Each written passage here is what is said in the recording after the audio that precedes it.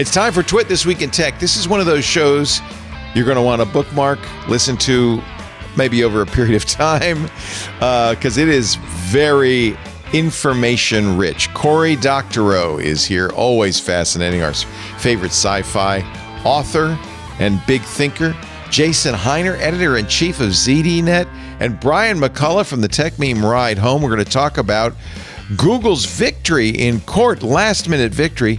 We're going to talk about the hacking of Kalia and why that shows governments should not have backdoors, some good things the FTC has done, and why Netflix is doing so well. All of that and more coming up next on Twit.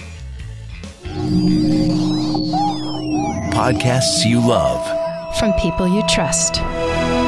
This is Twit.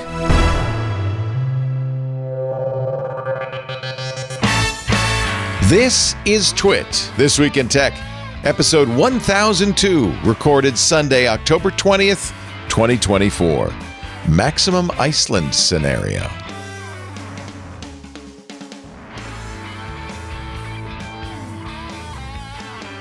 It's time for Twit This Week in Tech, the show where we cover the week's tech news. And this is a unique show on the Twit network because we have a rotating panelists. It's never the same. I think that's kind of fun. All the other shows have kind of a consistent group of panelists, but this one's always different. However, all three of our panelists this week are old friends who've been on the show many times before. Some of the smartest people in the business, starting with Cory Doctorow, science fiction author, EFF representative for a long time. I just found out you were used to be an Imagineer at one point. I didn't know that. When was that? I was it was about a decade ago. I was I think the title was something like Visionary in Residence, but it was at Disney R&D and Blue Sky at WDI at Imagineering. And then I still contract for them every now and again.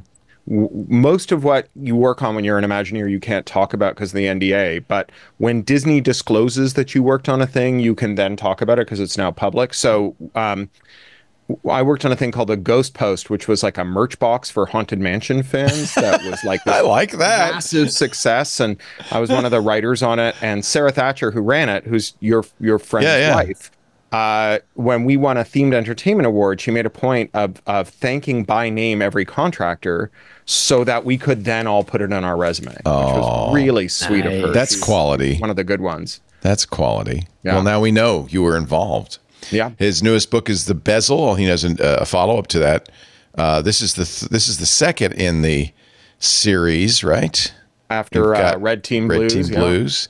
And then the story follows Martin Hench, a forensic accountant, and the new one's going to be Picks and Shovels. I like it. It's a prequel. Yeah, they go back and forth around time. So I wrote the first one. And it's the final adventure of this forensic accountant who's been busting tech scams for 40 years. And it's set in the early 2020s. And it's about a crypto scam. What else, right? And my editor loved it so much he bought 3 of them. And I didn't know what to do because it was the final adventure. And I'm like, do you bring him back after he? Do you bring him back after he retires? Like this is, Sherlock Holmes came back out of retirement, but that was because Queen Victoria knighted Arthur Conan Doyle in exchange for it. My editor, being a very powerful man at the Macmillan Company, still can't knight me. So I realized I could tell them in any order, and that if you go backwards in time instead of forwards in time, you get to backshadow instead of foreshadowing. And the more detail you put in, the easier it is to pay it all off. And you seem very premeditated. Even though you're just like pulling it out of your butt.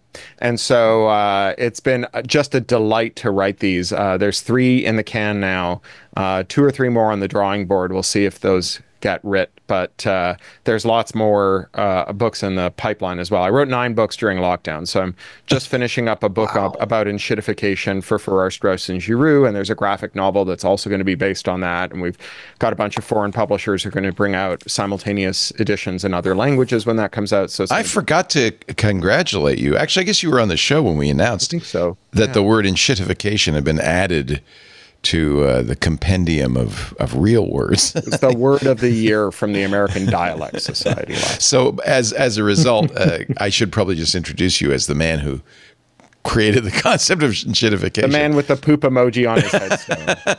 On his headstone. Also with us from ZDNet editor-in-chief. I told you it was going to be a high-powered team.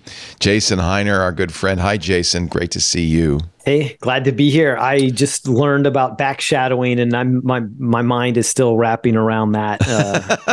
Excited to think about that. I feel like you might have a novel in your right hand. I don't know. Drawer. I'm not very prolific with my words. I wish I was as prolific. I wish I wrote 9 books during the pandemic. Actually, wish I wrote 1 book during the pandemic. Ultimately, it's pretty impressive. And not only that, Corey's books are really, really good. Also with us, Brian McCullough's got a new podcast. We'll talk about that in a bit. Host of the Tech Meme Ride Home. Hi, Brian. Hi there. I only wrote 1 book in my entire life, and that almost killed me. So there you go. Yeah. Yeah, I mean, technically, my name is on a number of books, but really I only wrote the first 2. And after that, I said, somebody else can do this. I'll edit it. It's the worst. Unless you're, I guess, Corey, where it just comes out of you. I don't know. Well, I work out my anxieties by writing. Yeah. And so these being very anxious times, I'm writing a lot. Yeah. Yeah. that makes a lot of sense. Yeah. Life gives you stars, you make sarsaparilla. We're definitely hoping that we will be here in a month. But if we're not, write more books. It's good. It's nice to have all of you on the show. I guess we should start with Google. Lots of Google court news. Of course, the DOJ wants to break up Google and proposed a number of possibilities to the judge. The judge is going to have a hearing next year and rule next spring about exactly what they're going to do with Google. That doesn't solve all of Google's woes, however. Another judge in the Epic case, well, this has been an up and down story. Judge Donato issued his final ruling in Epic versus Google, saying, Google, you got to open the Google Play Store to competition for 3 years. But then Google went to the Ninth Circuit and asked for an emergency stay, saying, and this is what Apple's defense of its App Store is too, that, well, Your Honor, if we open up the store, it'll be bad for users because of security. And weirdly enough, the judge said, okay, fine. Judge Donato has paused his November 1st deadline, and which means until Google appeals, which means this isn't going to happen anytime in my lifetime anyway, maybe in yours. It's just, no, it'll happen. It's just not going to happen by November. Yeah. You think it will happen? Oh, yeah. No, so look, there's the foundational problem with the Google ad market here and the app market is that Google competes with users of its own platform. And its argument is, no, we can be the judge in a case where we're also the plaintiff, or we can That's be the clear referee. in the ad business because they both create the market, they buy and they sell. Yeah. How is that the case in the App Store? Well, Google takes 30% of every dollar you make, right, for transaction fees, and they have all these rules that stop you from using other ways of processing your transactions. And the industry norm. Apple does that too. Yeah, and Apple doesn't does it in too. fact Microsoft do it with the Xbox Store and Sony do it with the PlayStation Store. In fact, they even in both cases is 30%. All the cases. Yeah, they've all settled on 30%. So the European Union is on the verge of making Apple cut that out through the Digital Services Act. So this and so is South Korea and Japan. So this idea, this 30%, it's not the industry standard. It's like because you can think of it as the industry standard because a bunch of rentiers charge 30% rent on their platform stores. But what they're charging for is payment processing. And payment processing, there is an industry standard rate for it, and it's 2 to 5%. That's considered extremely high. Like Visa is now being sued for antitrust violations for it being as high as it is at 2 to 5%. It's gone up 40% since the pandemic started. And these guys are charging 10 times that, right? So this is like just a gigantic amount of money. And the difference between 3% and 30% is pretty big. One of the main differences here is that there are very few businesses with 30% margins. Like 30% is a really high margin for a business to have. And so if you're charging 30%, then the business has to charge more, right? Otherwise, it's going to lose money, because if its cost of finalizing the transaction is 30%, it's just going to go out of business. And so on the one hand, that means that our prices are all going up, and you often see this happening across the board, even in places where you just buy stuff with a credit card. So like Amazon charges 45 to 51% on every transaction when you factor in all the different junk fees they levy on sellers. You would think that that would mean that sellers were raising their prices on Amazon, but the prices at Amazon are the same as they are at Target, where they have a 3% transaction fee from their credit card processor. And the reason for that is that Amazon has a most favored nation requirement. So you have to charge the same at Amazon as you charge anywhere else. And if you lower your price at Target, you have to lower your price at Amazon as well. So the prices go up everywhere when they go up on Amazon, even for the manufacturer's own store. When you have a duopoly like Google, Apple, every app is now 30% more expensive, as are the things you buy inside of it, because Google, Apple, being a cartel, have settled on this supernormal rate of profit of 30%, which is again, 1,000% more than the normal rate for transaction processing. Both Google and Apple claim, though, we offer more than that. We store it, we download it, and most importantly, we vet it for safety, and we provide a quality environment. Apple is saying, well, you wouldn't have an app store if we didn't create the iPhone in the first place. Jason, is this credible, Google's security argument that, Your Honor, if we are to do this, this is going to be dangerous? Yeah, I mean, it's the trump card that they both try to pull, right? Like that. Yeah, Apple says the same thing. In order to ensure valid transactions, in order to run a platform and all of that. I mean, to be fair, what both of them claim, some of these things aren't public, but are in the private developer agreements, and that is that, they both will say that up to $1 million in revenue, they charge you 15% on the first million, that there are a lot of developers, they have small business discounts and things like that. So they are saying that they try to give the small, folks a break, and that it's only these large, super profitable businesses that are actually paying, the 30%. Yeah, some of this is going to come out even more so in some of the e-discovery in some of these cases, which will be good to see. And some of it has come out, certainly, in some of the Apple versus EU litigation that's happened.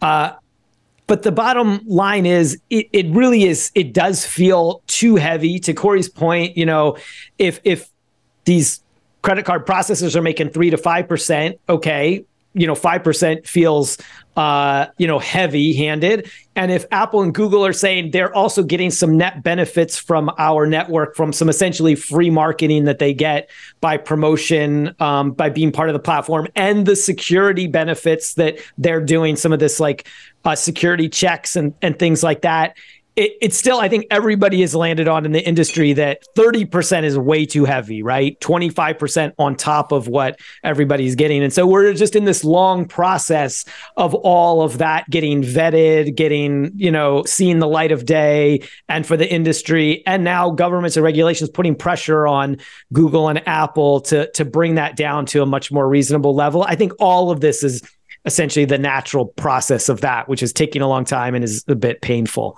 People on our shows, like Alex Lindsay, often say, well, but your Apple, we'll use Apple as an example, but I guess it's somewhat true of Google too, provides an environment. I mean, there would be, without the iPhone, there would be no app store.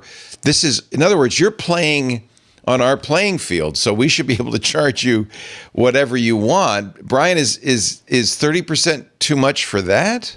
For sure. I actually have two questions for Corey, but number one, to answer that question, I had always heard that the only reason that this happened was, when the App Store first came out with the iPhone, prior to that, you had carriers charging 90%.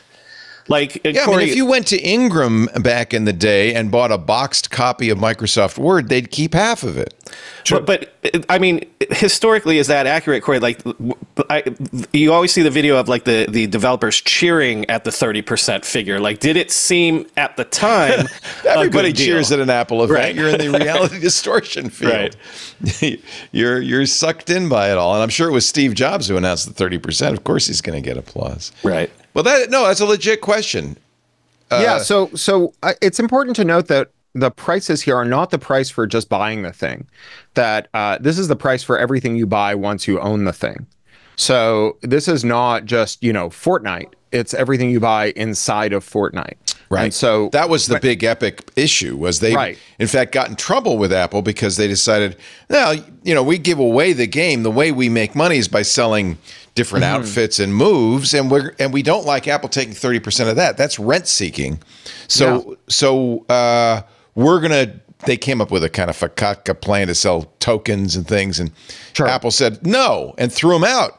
Google did the same. So what the Apple interesting thing is Epic had tried some experience of side loading, because on Android you can check a box in your system and they give you a big warning. You're going to go out in the real world. It's very dangerous. But you can side load an app. And so it was dangerous because almost immediately somebody impersonated Epic and people were downloading malware in the form of pretended to be Fortnite. And Epic abandoned this side loading thing because it was too hard for users and it didn't solve the problem. So they went to court.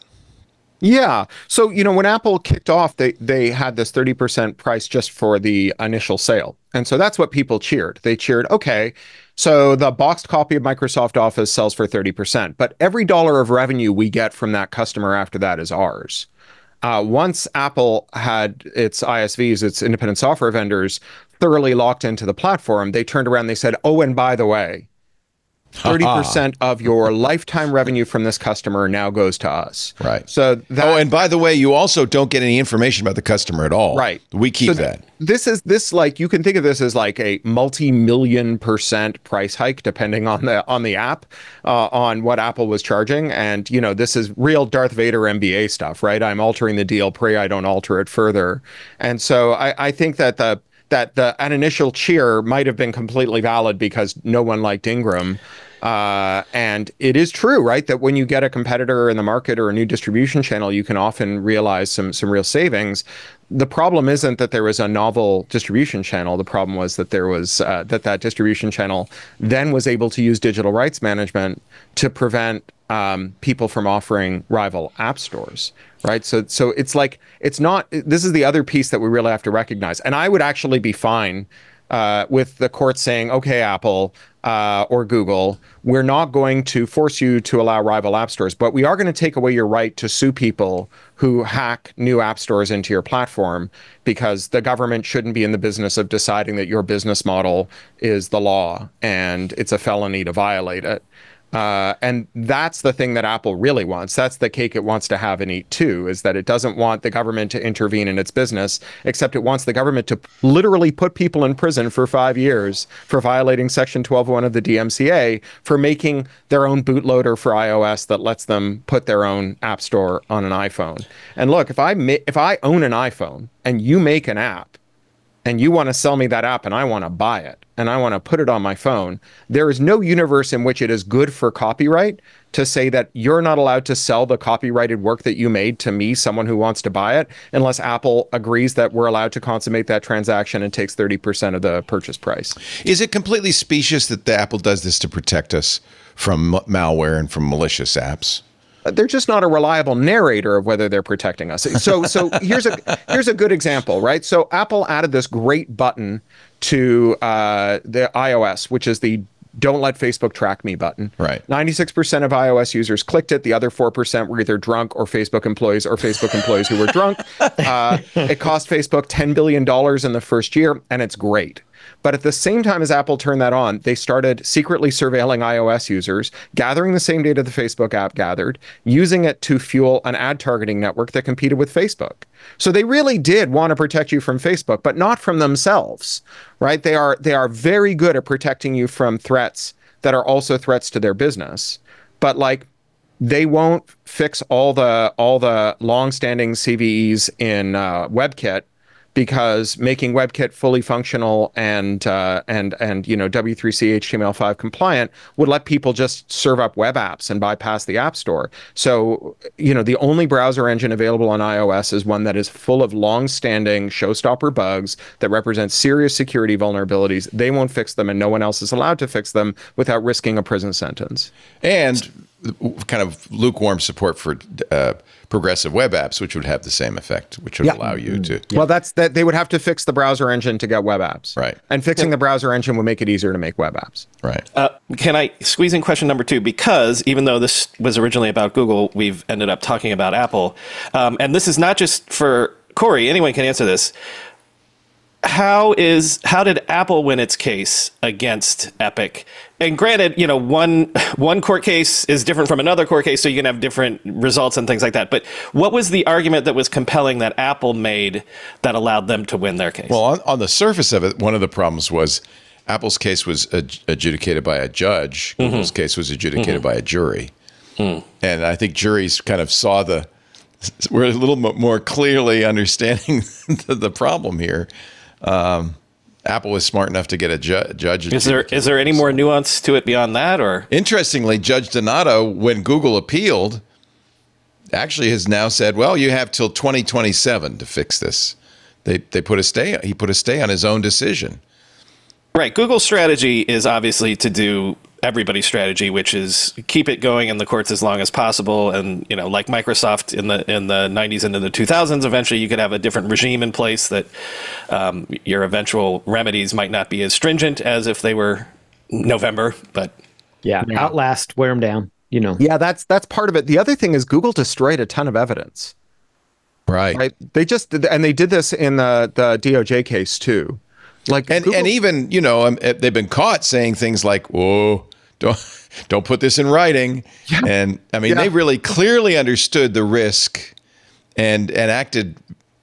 Can you get in trouble for that though? Can't you get in trouble for that? Yeah, absolutely. And this is the combination of those two things, the thing that Brian just brought up and the destruction of evidence, because we are living in a different era. So back when Zuck was buying Instagram, he sent this email at 2 in the morning or 12:30 in the morning to a CFO going like, "Hey, Bob, you want to know why we're spending $1 billion on Instagram when it's 16 people, 30 million users, half of that active, blah, blah, blah." Well, it's because people leave Facebook for Instagram and they don't come back. So we'll recapture them. Now, so normally you can't win a merger scrutiny case because you have to prove that the merger was intended to reduce competition. But if the CEO emails the CFO at 2 in the morning and says, "By the way, I'm only doing this for the express purpose of reducing competition, it's very bad for you." And despite that, the Obama administration didn't do anything about it. Because the Obama administration was very friendly to big mergers, as was every administration from Jimmy Carter to Donald Trump, but not Biden, right? And so Biden's the first one who actually takes it seriously. So we are in a different universe now, because we're enforcing laws that have been on the books since, in some cases, 1890. The Sherman Act was passed by John Sherman, brother of Tecumseh Sherman. But that I didn't know. That's interesting. Yeah. Marching through Georgia. Of course, Lina Khan is the face of the Biden administration's antitrust regulation. It's interesting to watch journals like the Wall Street Journal attack her, in effect, saying, "Oh, look at all the failed cases." 100 editorials about how she does nothing. Right. Rupert Murdoch does not pay his editorial board to write 100 editorials about someone who does nothing. Right. For sure. Beggars credulity. Yeah. She's done quite a bit. In fact, most recently, the FTC has ruled that it must be as easy to cancel as it is to sign up for all sorts of things. Canceling subscriptions is about to get much easier. The click to cancel rule. That's, it's smart, because that's something everybody can identify with. You picked an article, Corey, that now you can get out of your gym membership. And that's exactly what happened to me is, I forgot to cancel a part of my gym membership, and they billed me for 6 months before I noticed, even though I had canceled in writing for the other part. They've been very quietly holding tech accountable in small ways that aren't very flashy, right? Like I think a lot of these editorials and stuff in the Wall Street Journal stuff, I mean, most people aren't reading them, even in our industry, right? Even among the people we're with. Yeah, but there is, I would disagree, Jason, because there is this kind of general sense that she's a failure, that she keeps bringing these bad cases, that she's lost and she has lost a few well-known cases. Sure. And so there is that general sense, and I think some of it encouraged by the Wall Street Journal, that her mission has failed. I don't know if that's the case. Interesting. Go ahead. Go ahead, Brian. I was just going to say, like, the interesting thing is, like, I do think, at least my sense in the industry is, like, to Corey's point, like, that they mean business more than they have in recent years, recent administrations. And, I think there are acquisitions and things that aren't even happening because they're like, we'll never get this across right now. That was the exact point I was going to make. It depends on what side of the industry, because on the VC side of the industry, the fact that M&A spigot has basically been turned off in entire sectors.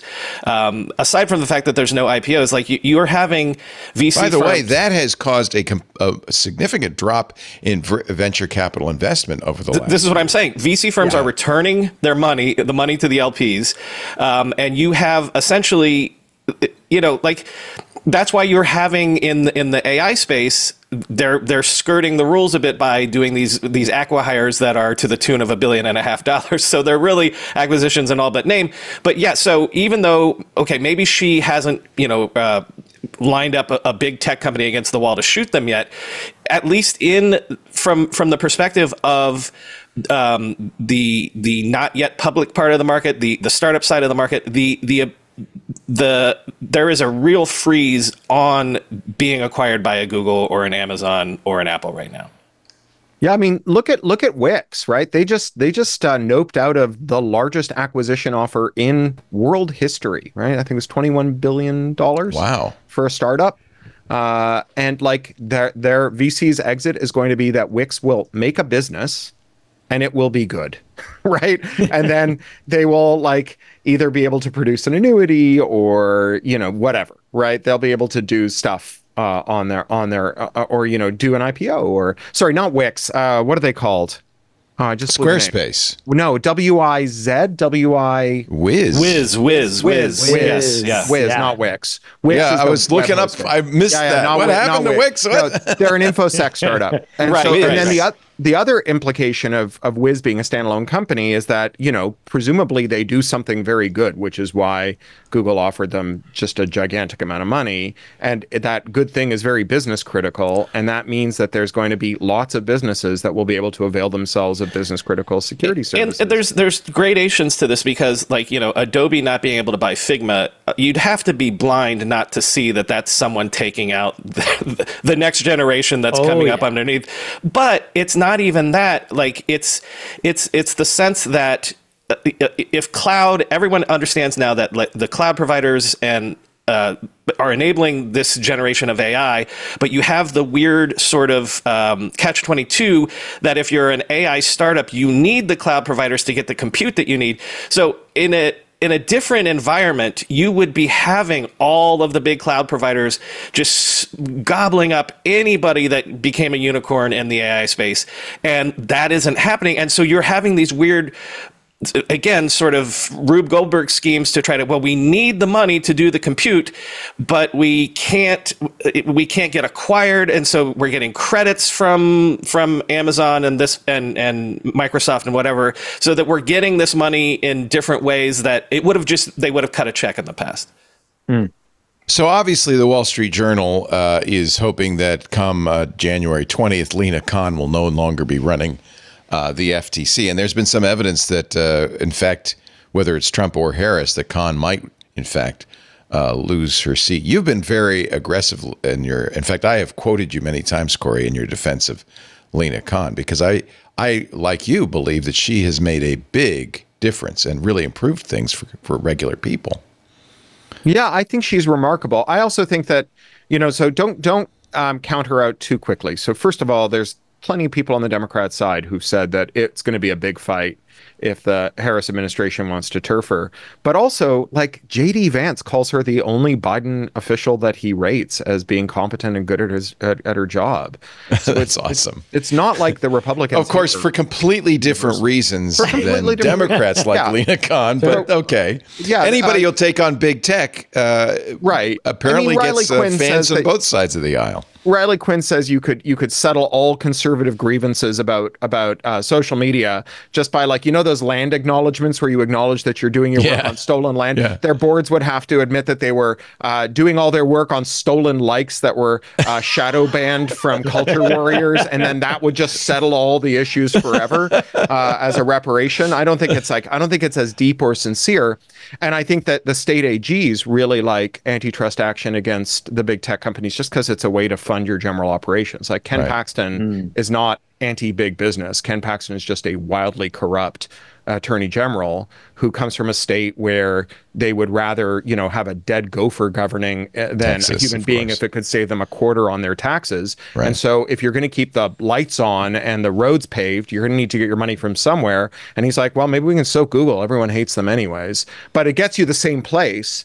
And then you have, like, everyone else in the world who's pretty furious about big tech, and like the EU is doing some pretty taking some pretty big swings, mandating interoperability, forcing disaggregation of app stores from platforms, and so on.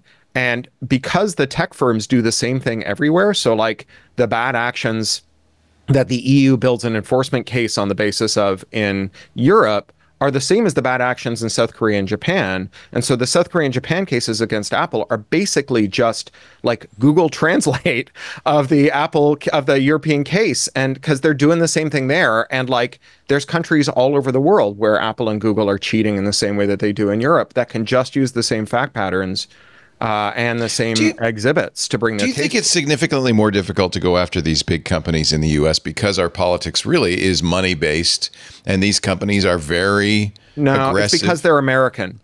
That's why the Europeans don't care. It's because they're American. Like Nick Clegg, who's like the ghoul who represents Facebook in Europe, keeps running around saying, "No, we're a European company and we keep European cyberspace secure from Chinese communism." But no one believes him. Everybody knows. They're like, if like big tech was Nokia, Deutsche Telekom, and like Telia and Fiat and whatever, Arduino or something, Orange or something. Yeah. Orange, yeah, exactly. Yeah. Olivetti, right, and Ericsson, right. There would be nothing in the European Union. It's because there's political space to do something about them. In fact, often the attacks from Europe on American companies are stimulated by European companies like Spotify. They come out of European company complaints against the big American companies competing against them. Yeah. Although, Spotify like wouldn't exist if it didn't have these sweetheart deals and give lots of shares to Universal, Sony, and Time Warner or Warner Music, who are the 70% of all the recorded music and who structured Spotify's business arrangement and took billions in stock from them. So they're kind of a multinational company, but we've created a hideous funnel for music. It's really a very sad story. Yeah. When Daniel Ek makes more money than any artist any musical artist in the world's history, that tells you something, right? That controlling the distribution is the most important. But keep in mind here, the labels make a lot of money. They just don't share. It's because just the they all artists. have minimum payouts every month that are mostly unattributable royalties. Because if the per stream rate is really low, then the amount of money you owe to musicians based on their streams is quite low. But if you get a minimum payment from Spotify every month, the difference between what you owe to artists and everyone else is an unattributable royalty. You can do whatever you want with it. How would we fix the music industry? This is completely off topic, but it's a good question. I know we all love music, and we all really love the artists who make music. And every time I go on the subway in New York, I think there's a lot of really talented people who are forced to busk in subway stations or on the streets of London because they can't get a record label to look at them. Well, and even if they did, they would get squeezed really badly. And then they'd get squeezed. You look at Chappell Roan, who wrote, or Lil Nas X, who rose out of social. But they're making a deal with the devil. in order to be successful. I was just trying to find the book that I wrote about this. I wrote a book with Rebecca Giblin called Choke Point Capitalism. What a great book, by the way. And I had you and Rebecca on Triangulation, and people could go back and look at that show for a So we have a bunch of concrete synopsis. things. So like one is termination of transfers. So under the U.S. Copyright Act, after 35 years, you can terminate your copyright transfers. So you can just take your music back and resell it. So you bargain from a weak So position Taylor where wouldn't your have had to do possible. Taylor's That's versions right. of all of her She could have records. just terminated Yeah. those transfers. Yeah. You know, so we could make termination transfer 15 years instead of 30. We can make it automatic after 20 unless you take an affirmative step. There's lots of things we could do there. We could have a universal international database of rights holders because right now all the rights are managed in every country with a different database that's full of holes. We could ban collecting societies from using unattributable royalties for anything except royalty attribution. So if you get money for music that was played and you don't know who it belongs to, instead of giving it to your idiot nephew to do, you know, music development where he just gets to go to nightclubs and like throw his money around, the only thing you're allowed to use it for is figuring out which artist the money is owed to. So the next tranche of money goes to artists.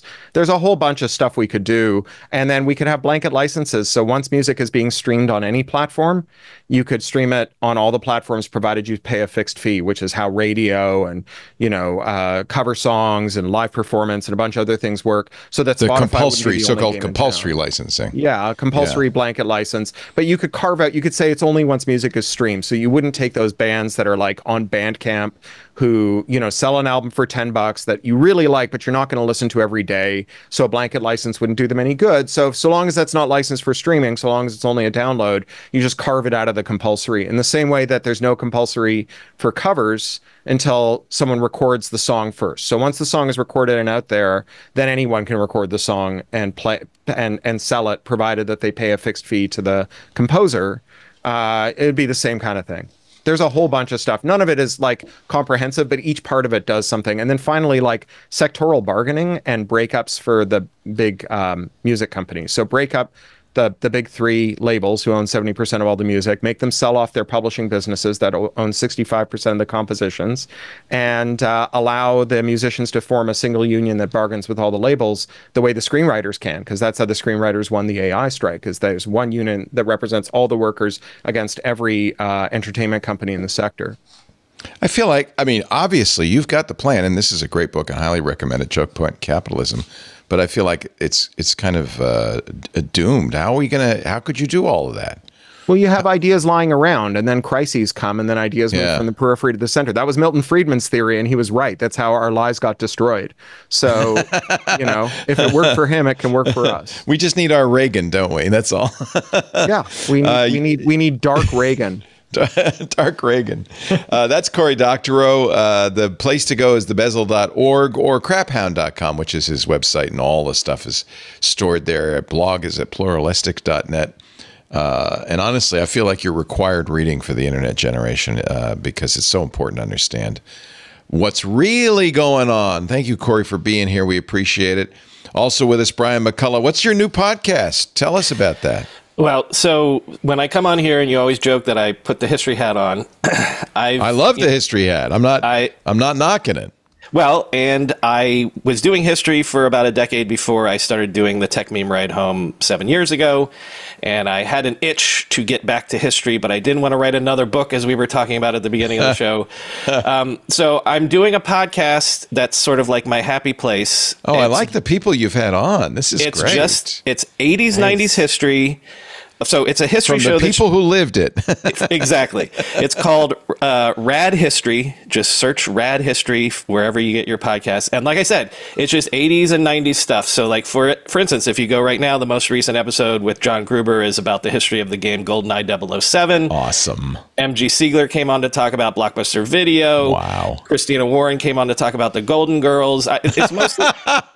Hey, I love it. I'm going to do an episode with the Wall Street Journal's Pentagon correspondent about the making of Top Gun, the movie Top Gun, because they had to work with the Pentagon to do that. That's right. The next one's going to be on Calvin and Hobbes with Daniel Kibblesmith. Oh, that'll be great. Who used to write for the Colbert Report or whatever Colbert show is now these days. Anyway, the idea is... I get friends of mine to come on. I have a list of topics. Anything 80s and 90s is fair game. Anyone on this panel if you're interested, you hit me up. I have a running list of topics, and it could be anything from a movie to an album to, I'm going to do, I already recorded it, the history of the answering machine with Tony Trucks. Love it. Who's an actress. So anything 80s and 90s, look it up. It's called Rad History, and it's like I said, it's fun. It's my a great idea. Congratulations, Brian. You know how this works, though. You launch one, and then you launch another, and then you launch another, and pretty soon you're in your attic. Well, okay. Anyone want to do Rad Sports or Rad Aughts? Hit me That's up, a good idea. That's a good idea, too. Also with us, Jason Heiner, editor-in-chief of ZDNet. And, I was realizing we were talking about everybody else's book. Don't forget, Jason wrote a really excellent book called Follow the Geeks. You're the one who still has that. Okay. I loved this book. It may be out of print. I don't know. But it's worth reading. There's biographies of some of the best geeks in the world: Baratunde Thurston, Lisa Bettany, Gina Trapani, Tom Merritt, Malik, and this was the proto-influencer generation, right? So these are folks that sort of anticipated the, including yourself, Leo, chapter 10, me, I'm in chapter here. 9, sorry, yeah, and people that anticipated the influencer, that really paved the way for the influencer economy and influencer marketing and all of that, but did it in such an amazing way. Veronica Belmont is in there, Tom Merritt is in there, so many others as well. The aughts. This is the closest thing I'll ever have to a biography. So buy this book. Chapter 9 is very special to me. Thank you, Jason Heiner. Great to have all three of you on the show this week. Our show brought to you by Bitwarden. My password manager, Steve Gibson, switched to it a couple of years ago. We're big fans of Bitwarden because it's an open source password manager. I always say when you're talking crypto, open source is really important because when it's open source, there's no backdoors. The third parties can vet it. Bitwarden's code's on GitHub, regularly audited, but you can audit it too, or an expert in your life. It is also, because it's open source, free forever for individuals, which is really, really important. Bitwarden is a password manager that offers a cost-effective solution that can dramatically improve your chances of staying safe online. Right now, that's really important. We just had Amazon's Prime Days, Black Friday, Cyber Mondays coming up. The holidays are here. And you're going to do a lot of online shopping. The bad guys know that. That's why they're going to spoof all of those sites. They're going to try to get you enter your passwords, your credentials, your addresses into sites that look in every respect like the real deal, but aren't. They're a conduit to the bad guys, your wallet to the bad guy's wallet. That's why you need Bitwarden. Bitwarden has just in kind of timely fashion expanded their inline autofill capabilities. So now the Bitwarden browser extension doesn't just fill in passwords, it also fills in credit cards, identities, passkeys too. That means, and none of those will be filled in on spoof sites. They're only filled in on legit sites. This benefits everybody because it means you're going to have a secure interaction with web forms for the things that really matter, like payment details, contact info, addresses, etc. For businesses, Bitwarden gives you unparalleled SSO integration and flexibility. You can quickly and easily safeguard all business logins using your single sign-on security policies. They're fully compatible with SAML 2.0 and OIDC. And of course, Bitwarden's integration with your existing solutions could not be easier, couldn't be smoother. It's so simple. Thousands of businesses, including some of the world's largest organizations, trust Bitwarden to protect their online information. I think you should consider switching to Bitwarden. It only takes a few minutes. They support importing for most password management solutions, so it's no trouble. And I know all of you use password managers because you're smart people, but what about family and friends? All of us geeks have family and friends. We go, what are you doing? They're using the same password on every site. It's their dog's name and their birthday and their mother's maiden name or whatever. It's insane. And maybe they say, well, I don't want to pay for a password manager. Bitwarden is free forever for individuals, easy to use. And for businesses, there's no better way to secure your business. Get started with a Bitwarden trial, absolutely free of Teams or Enterprise plan right now. Or if you're an individual, free forever, unlimited passwords, all the devices, Mac, iOS, Android, Windows, Linux, every device. Bitwarden.com/twit. Use that address. They'll know you saw it here. That helps us out a lot. And we thank Bitwarden for supporting This Week in Tech. Bitwarden.com/twit. Thanks, Bitwarden. We appreciate what you do to keep us safe and secure. Let's see. Did we do all the... I didn't ask you, Corey, if you have an opinion. This is kind of old news, but we've been covering this for a few weeks. DOJ's plan to break up Google and their search monopoly. What do you think of what their proposed remedies are? Is there one that you prefer? So I think a breakup is fine. And I think particularly when we're talking about self-preferencing questions, it's really hard to enforce a rule that just says play fair, even though you're the referee and you're on the team. Right. So, you think about there's a case coming up now about Google's ad business that's going to have the same foundational issues, which is they represent sellers, they represent buyers, they own the marketplace. They also compete with sellers and buyers. I always say it's like you go to get a divorce and you and your soon-to-be ex find out that you have the same lawyer who's also the judge and is trying to match with both of you on Tinder. And then when the case is over, they say hey, it turns out that the most equitable arrangement for the disposal of the marital assets is I'm going to take your house. And this is it's just very hard to break that up. So structurally separating these companies so that they just don't have the conflict of interest is fine. But there is one unbelievably gnarly issue with this breakup, which is what you do with the data. So the judge in the search case found that Google's data was a source of durable advantage. I don't know if I believe that. I think Google oversells how much it gets out of its data as a way of talking to investors. Does that mean the web index, the spider index? The certain surveillance data. So the customer data. Okay. All their vertical data. So Android, Chrome, YouTube, plus all of the things, every time they embed a font or do analytics and they're getting data, plus data broker stuff they buy and all this other stuff they've got, that data, the judge said, okay, that's where some of their advantage comes from. And so one of the remedies that people I normally agree with have been calling for is why don't we make them share this data with everyone else? And I think this is a terrible idea, right? Yeah. It is horrific that Google spies on us the way it does. It would be even worse if we democratized violating our human rights by making Google share the data with everyone else. There's also the question about whether if we break up Google, do we give each of the baby Googles a copy of that data? And one of the problems with either making them share it or making them delete it is the way that it would affect every other First Amendment case, because the level at which the order to delete expressive true facts, which is the data they have, the level at which that's considered in the courts when we think about First Amendment cases is something called intermediate scrutiny, where you're saying, okay, well, it violates your free speech rights to be forced to delete something that you own, some information you own, some expressive true facts that you own.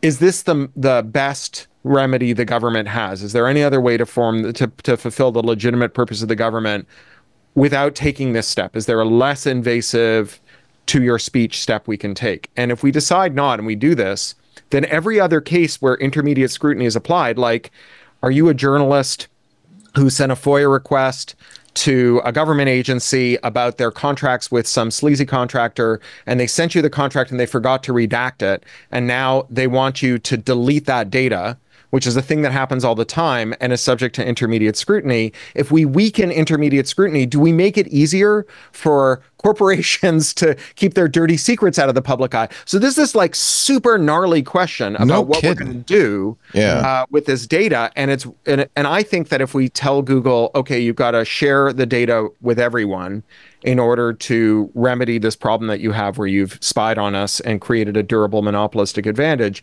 we are going to discredit the idea of anti-monopoly, because people are going to say, oh, well, anti-monopoly is a synonym for violating our privacy more democratically. Yeah, no kidding. Why don't we just make them burn it? Well, because that's a data destruction order, and that weakens the standard for intermediate scrutiny. And if that happens, then maybe other First Amendment cases that we care about with plaintiffs that we like more than Google, or defendants rather that we like more than Google, are going to have a much worse outcome. So that would be a monkey's paw. It often feels to me, Jason, that these move so slowly and the market is moving at a much higher speed. Yeah. And Google's search is getting worse and worse and worse. maybe the market will just solve this. Maybe the courts aren't the best way to fix this. We'll solve it. You know, the interesting thing, ironically, with this, one of the best things that's happened for consumers has been the failure of Google Fiber. And I never would have thought I'd said that, but I wouldn't think so either. I mean, it seems like they've forced Verizon and a lot of other companies to lower their prices and to upgrade their fiber, upgrade their connectivity. For sure. It was a failure for Google, but maybe a win for consumers. But I do think that it was a win. Google specifically failing was a win. I remember on a podcast a few years ago, right as Google Fiber was starting to take off and everybody was like, yes, Google Fiber is going to come to my neighborhood. And on one podcast, one very astute interviewer said, okay, this all seems good. Tell me what's wrong. There's got to be something that isn't good. I'm like, well, okay, well, think about everything that Google knows about you. Google gets even more data. Yeah. And who's the only entity that knows more about you than the one who does your email and your ISP. Right. And the reason the ISPs can't do it, they just can't get their act together. They don't know what to do with data. And so they don't quite understand or know. And there are some loose regulations. Well, they managed to sell it on to data brokers pretty effectively. I think they've figured out there's some value there. Right? But imagine if they had succeeded and Google Fiber had become like the number one ISP in America. Oh my God, we would be in this pickle would be even more difficult. Now it makes me wonder, maybe Google backed off because they were worried about antitrust issues, providing the bandwidth as well as everything on the internet. I mean, actually, isn't that what Meta wants to do in the developing nations? Is internet.org is to provide the internet that everybody uses. And oh, by the way, Meta will be free and Instagram will be free, and maybe you'll get a few other poor internet sites. for poor people. Right. Yeah. I loved India's response, which is, no, we have a lot of experience with colonialism, and we're not interested. Well, it was even better than that because Google did this push, or Facebook did this push thing where if you had the Facebook app, it was like, click here to send a note to the regulator telling them not to kill Facebook Zero. And but then the standard letter didn't address the questions the regulator had asked in the docket. And so the regulator got like a bunch of non-responsive answers. And they said, well, none of these are responsive to the questions raised in the docket. So we're just setting them aside, which just an amazing own goal. Like they are definitely not sending their best. Well, maybe we should be glad, right, Jason? Google's failure is our success. Facebook and Google owning the internet pipes is an absolutely terrible idea. Yeah, terrible idea. Now that you mention it, I think I agree. Of course, Comcast owns the majority of internet pipes in the United States. I'm not sure they're much better. We're using Comcast right now to do this show. But they're not smart enough to do anything really dangerous with it yet. Okay. Don't give them any ideas. There is a ton of fiber in the bipartisan infrastructure bill, like just a massive amount. Yes. And then in California, there's supplemental funding to do county line to county line or city limit to city limit fiber for free, like at public expense, and then to offer zero interest loans and technical assistance to municipalities, unincorporated townships and whatever, to bring that to your curb. This is why AT&T rang my doorbell a couple of months ago and said, we'll give you 2 gigabit symmetrical for what you're paying Charter for 1 gigabit, nowhere near symmetrical, and it's never really a gigabit. That's what I'm using now because they're really hoping that I'll just forget that we're about to get public fiber here in Burbank and just stick with, the AT&T forever. That's the solution everybody I know, including our mutual friend Tim Posar, thinks is the real solution, is get municipalities to do the infrastructure. Yeah. Here in Burbank, we have Fiber Loop. I actually used to use it when I was an Imagineer because it's what feeds Disney here. And the deal with Charter is that they won't terminate it in any residentially zoned property. So about a third of my property tax bill every year is paying for the bond that they took out to put in the fiber. And the fiber runs under my foundation slab. It's under my feet right now, but I'm not allowed to use it. Oh, wow. So this is why we're going to get changes to our telecoms policy, because this is so inequitable. Why are you not allowed to use it? Because my home is not zoned commercial. So the deal with Charter is Charter provides universal service. They'll bring a line into your house if you live in the Burbank city limits. And the quid pro quo is that the city won't terminate its municipal fiber in a residential property. And so I pay for it it's like under my foundation slab, but I can't use it. And so I used to be paying Charter just a shocking amount of money for really bad fiber, and now or really bad cable, and now I'm paying AT&T the same amount of money for reasonably good fiber. But I will get rid of AT&T like as fast as I possibly can the day we start getting citywide fiber. I'd much rather have that money stay in the city than, disappear. See, offshore. Jason, they're not as dumb as they look. they're pretty savvy. A little actually. less dumb than they look. Yeah, but especially when it comes to manipulating government. The FCC is looking into something. This has always been, to me, a real red herring, that these broadband data caps. Everybody, all the ISPs say, "Oh no, remember the ads, the bandwidth hog ads that Comcast used to take out? We're protecting you from bandwidth hogs with broadband data caps." Well, the FCC is trying to figure out, really, and why do they still exist? I used to have this argument with Dvorak, and I said, it's like water. Once you pay for the infrastructure, the cost of the broadband is not that expensive. Operating much less expensive than building. For sure. Yeah. On Tuesday, the FCC approved a notice of inquiry to examine whether data caps harm consumers and competition, as well as, I love they threw this in, why data caps persist, quote, despite increased broadband needs and the technical ability to offer unlimited data plans. You can share your experience with broadband data caps with the FCC. Through a form. They invited consumers to comment.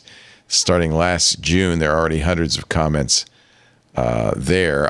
Do you think that the FCC will eliminate or prohibit?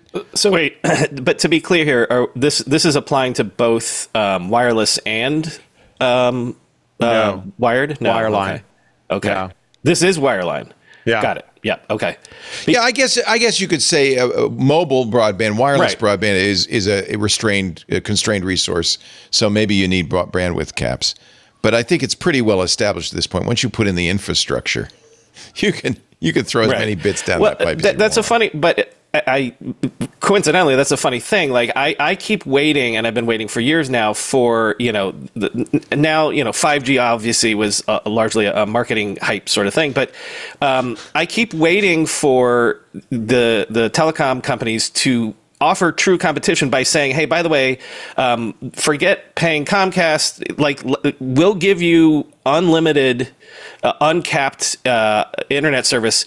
Just put a little thing in your home that connects to our 5G ultra wideband or whatever network, and no caps, and cheaper. Like, why hasn't the competition come against that? Because that would be a key thing that you could offer is we won't cap it in your home. Well, of course, T-Mobile and Verizon both offer these residential 5G mobile hotspots, mobile hotspots, but they cap them absolutely. So Calix is a good option here. CALYX. They're the first ISP that ever challenged a national security letter. These are the sneak and peek warrants that the Patriot Act created. They successfully challenged one of those. So they're a nonprofit. They're a 501c3, and it turns out that a lot of the spectrum that was allocated to the big carriers was allocated on the basis that they would provide it at extremely low cost to nonprofits. And so Calix has a VNMO, virtual network mobile operator, VNMO, like Google Fi or Wind or whatever. And you can get a 5G hotspot from them that has unlimited, untraffic shaped, non-surveilled, completely unblocked 5G. And some of that is actually tax deductible, if I recall correctly, as well. Is it a mesh system? No, it's just they're just using the carrier's network, but the carriers have to provide service to because it's a nonprofit. To nonprofits. They also sell a loophole there. Hey, they sell de-Googled Android privacy-focused handsets as well. With SIMs, so you can take that on the road. So if it uses the T-Mobile network, so if you had T-Mobile coverage, and it falls back to Sprint. Well, is there Sprint anymore? Yeah, well, there's two different networks. It's one company, but there's Right. there's two different networks. Right. I think there's a 4G Sprint network and a Get 4G WiMAX. and 5G Sprint network. If you really want to. That would be a good episode for you, Brian. WiMAX. Why? WiMAX. My son would get confused. It's very confusing. His name I is- was His name is confused. Max. Yes. That's very funny. Oh, I get it. No, I don't mean that, Max. $500 for the first year, $400 thereafter. That's for a 4G Wi-Fi hotspot, or 5G for $600. Yeah. So It's that's really good. $50 a month. Is only that a good reason- deal? That doesn't seem like that good a deal. Unlimited 5G, it's a great deal. Is it? Like if you're going to replace your home broadband with it, for sure. If you're out in the country or whatever, and you're paying up the, I fell for Elon. I got so we're using Comcast, but it fails every once in a while. I have a Starlink thing up on the roof. Yeah. And not $50 a month. By the way, Leo, if I do a WiMAX episode, it's going to be why did they kill the HBO brand and go with Max? That would be the one that I would do. Oh, that would be even better. You could do a WiMAX? WiMAX anthology show where you just ask all the WiMAX questions, like what happened to WiMAX? Why is Why is HBO Max. called Max? And then you pick someone called Max, and you just bring your son on. Right, You yes. ask him a bunch of questions. Why, Max, did you why is spill the Max Sprite why? down the stairs? Yeah, right, yeah. Wow. Man, I have an interview from WiMAX, the head of WiMAX. It was a Tish Goudet, I think it was, from at the time, and I was asking him, what if people were sort of saying we're crapping on being a dumb pipe, and he's like, look, if we create a dumb pipe that's gives people unlimited bandwidth and great internet all over the world, like we'll do it all day. And I was like, that's not the answer Wall Street's gonna love, but obviously people will love it. And I thought it was really interesting. Anyway, and obviously WiMAX, It was never went ambitious. anywhere. It was. And Sprint made a big mistake going all in on WiMAX instead of 4G and For sure. paid the price. For sure. I'm telling you, there's history there. There's a story there. So this Calix is really interesting. It's nationwide. Yeah. The only reason, so I use full transparency here. I use Fi, and I use Fi because I travel internationally. Yeah, And I do it's just- too. Right, It's for the that reason. it's the Yep. only way. Like you go to Germany or whatever, and you It's bring the your same price. AT&T SIM, and Yeah. you just you come home thousands of dollars poorer. Right. So Fi, and in China, Fi gives you uncensored internet. Oh, I didn't know that. Yeah, or at least I was there like. Have you? So you've used it before in the China. pandemic, so I That's I can tell you really now. interesting. How do they get away with that? I think it all runs through Google's VPN. Yeah. So your endpoint isn't in. So China. you're on a VPN. Yeah. And they have a deal with some Chinese carrier because Google's not in China, obviously. That's right. Well, and that's the same in Italy or Spain or whatever. Right. Weirdly, Yeah. they now block SMTP and POP in Germany. So and I was in Berlin for 2 weeks, and I basically spent every day emailing the tier 3 customer support, and they would be like, well, what is your email address? And I'm like, you don't need to know my email address. Here's your ports, right? And they're like, oh, well, but you're not using a Google email address, so we don't offer support for that. And I'm like, it's not a Gmail address. I just want port 995, please. And eventually I just gave up and I VPN into EFF. Why would anybody ever want to use anything but Gmail? What's wrong with you? Yeah, exactly. All right, we're going to take a break. When we come back, let's talk about CALEA, the Communications Assistant for Law Enforcement Act, which passed in 1994, and I did not realize this provided a backdoor for wiretapping into encrypted telecommunications. That proved to be a bad idea very recently. We will talk about that in just a bit. Great panel. Cory Doctorow is here. The new book, The Bezel, is awesome. Highly recommended. Pluralistic.net is his blog. Jason Heiner, ZDNet. The redesign went well. Yes, I love it. Everybody's happy? Everybody's thrilled. Yeah. Did it double your numbers? Best redesign we've ever done and that I've ever been involved with. And yeah, the numbers have been huge. As a matter of fact, So much that you could buy CNET. ZDNet is small as a staff and all of that, but on Prime Day we did this. The fall Prime Day was just a couple weeks ago, and we did this thing where we say, look, our whole mission is just to help people cut through the stuff that is not actually deals, where they like mark it up or they pretend that it's deals. Like, we're just going to try to help people find the things that are actually deals and products that we've actually used that we actually would recommend they buy.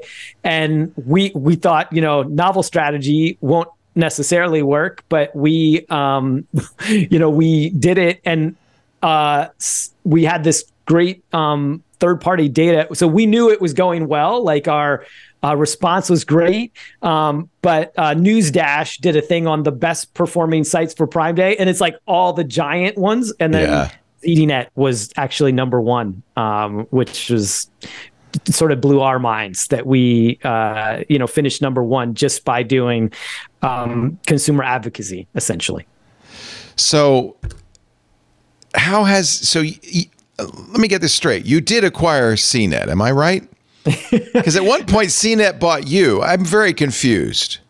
So who owns whom? Ziff Davis, yes. Which is the original ZD and ZDNet, as you know well. Yes, I used to work for them. Yes. So Ziff Davis, this is kind of like one of those things like AT&T. You know how AT&T isn't really AT&T anymore, right? It's somebody that acquired the brand. So ZDNet is not Ziff Davis. No, ZDNet was and has been up until September part of CNET for over 20 years. Okay. CNET bought ZDNet. I remember that. That's right. I was very confused. You can imagine how confused I was when I saw this story. Please explain. When you saw that Ziff Davis was buying CNET, you're like, hold on, didn't CNET buy Ziff Davis? Wait a minute, what? So what happened was the company that is now called Ziff Davis was this other company called J2 Global, right? Which was best known for its fax software. Yeah, and a number of other things. There's a portfolio company owning over 40 companies that has done this amazing comeback over the past decade. What they did was they sold off some of their internet services businesses in 2021 in the fall, and what they kept were mostly their portfolio of internet businesses, and they renamed themselves Ziff Davis and took the stock ticker ZD because it's a public company. Right. So that Ziff Davis, which owns PC Mag and a number of other, PC Mag, Mashable, Lifehacker, a number of other brands, Ookla, who runs speedtest.net. That business then bought CNET and ZDNet from Red Ventures, which was the company that had owned the two brands. So you have gone through a transition as well, then. For sure. Yeah. So no longer owned by Red Ventures. Now part of Ziff Davis, which, to be fair, this causes people enormous amount of confusion internally all the time, because now when they say, did you have to change because you had a Red Ventures email address, right? To be honest, I never used that. There were a few people that had it. I never used it because, look, I've been through 6 acquisitions. My hire date is still February 5th, 2001, because I've been through 6 when I started at Tech Republic, which is actually no longer even part of our portfolio any longer.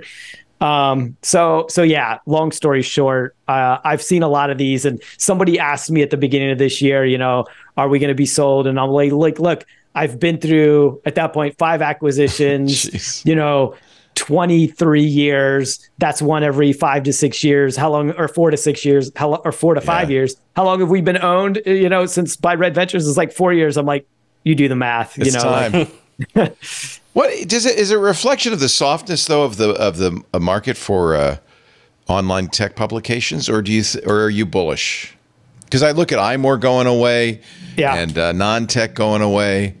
I really start to worry about my friends. Almost all of our hosts work for online tech publications. Yeah, well, I think you have to look at a couple things. We talked about it earlier with Facebook and Google, right? Facebook and Google have squeezed all of the value and the profit out of it. They now, 85 cents of every dollar in online advertising, like they keep for themselves. The rest of us, everyone else splits the rest 15%.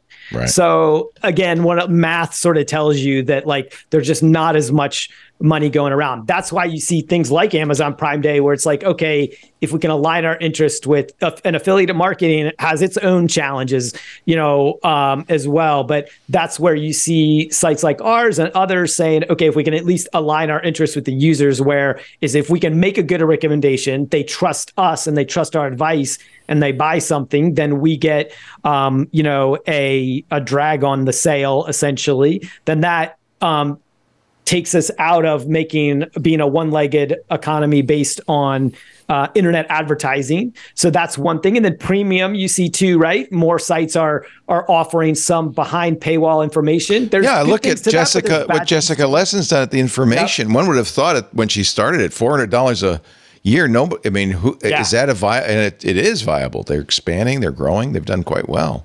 So there's still a lot of business model transformation that has to happen. And I think to just put to loop it all together, I think the thing is ultimately in a world where there are more content farms, there's a big rush of AI-based content coming.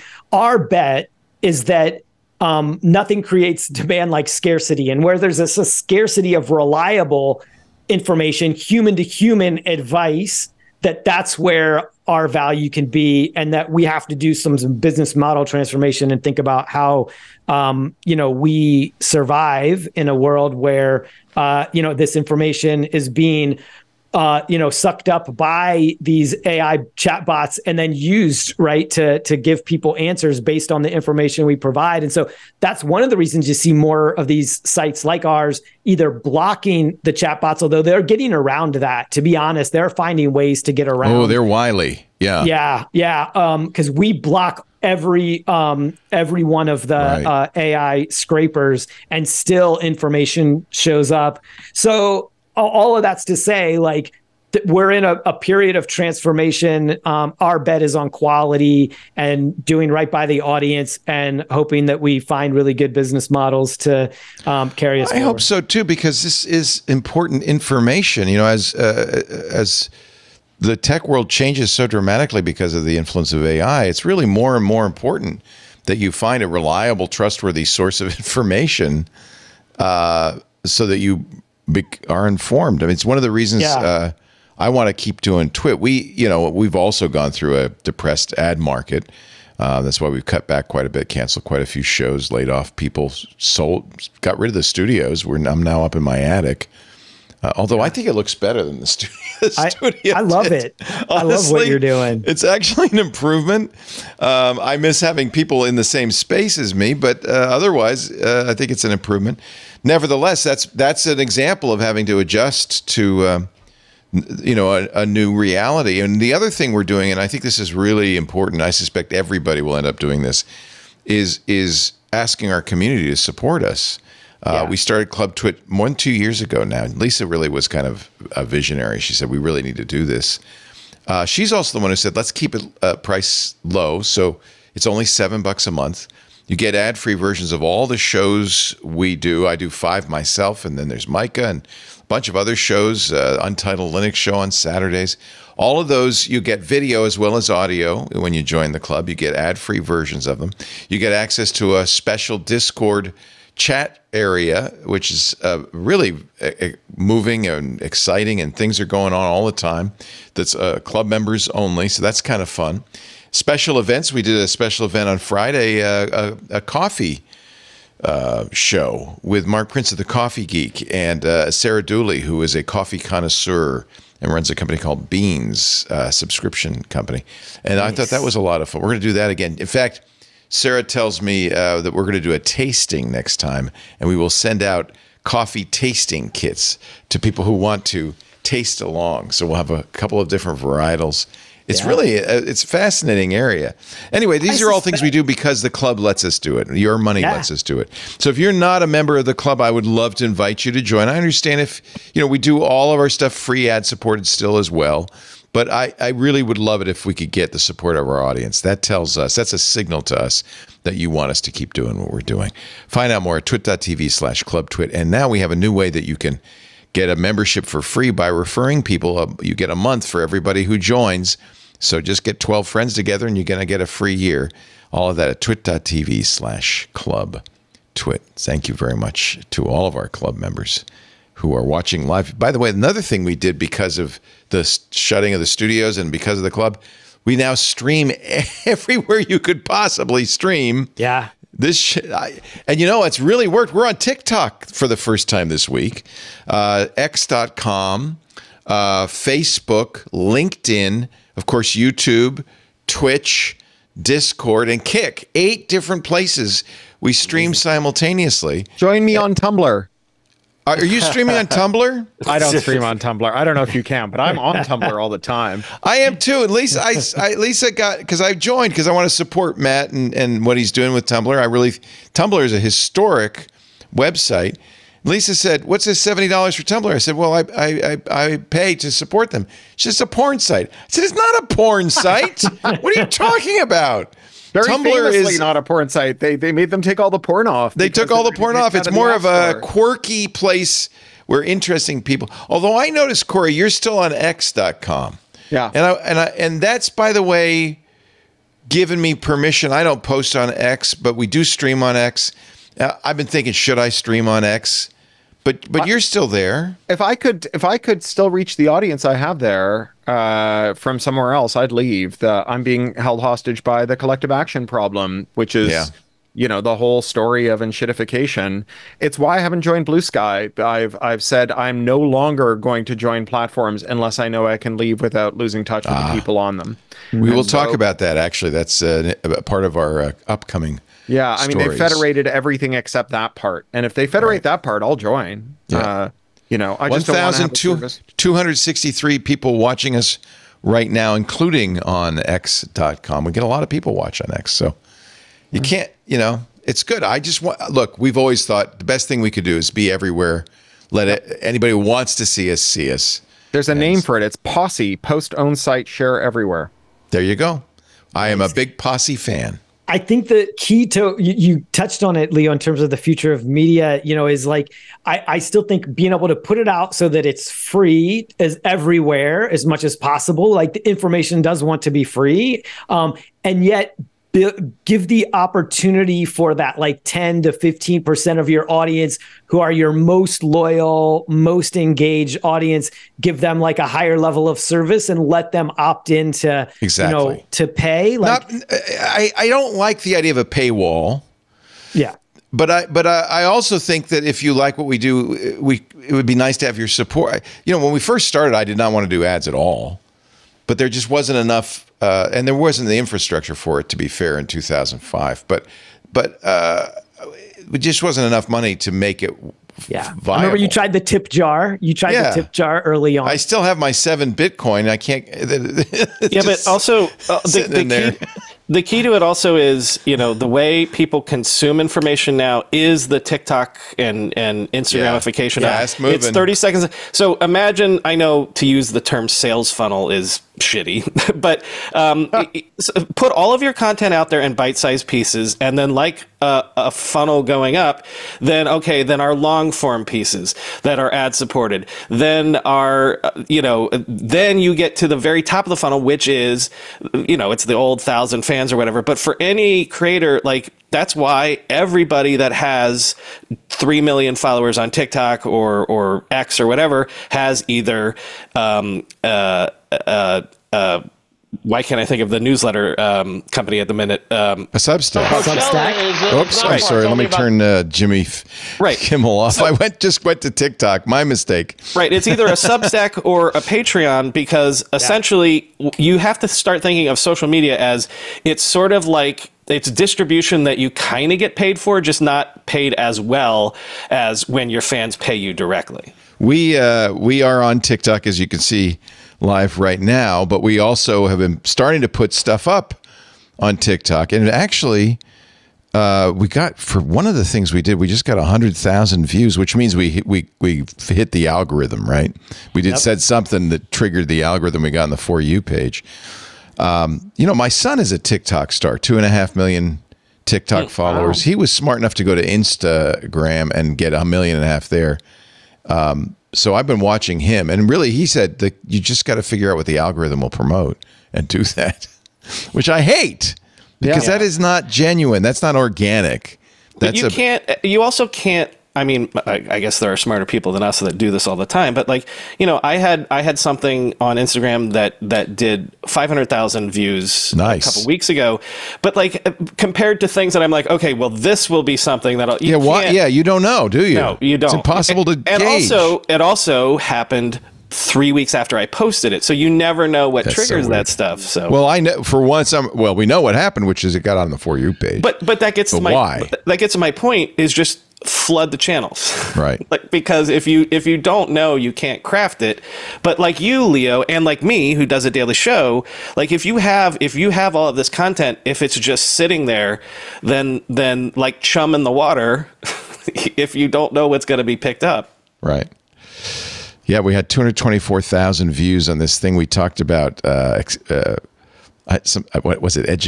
It's on Windows Weekly. We talked about extended education or some sort of. I don't know why it got picked up. Anyway, so I think there's a really important and subtle distinction to draw between.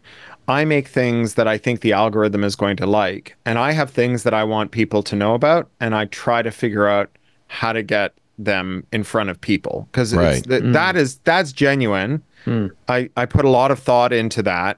And if the hard stop or the guardrail around the way that you revise or present the work that you do is this clearly communicating the thing that matters to me, as opposed to have I found something that I think algorithm will be pleasing to algorithms, then I think you can do well.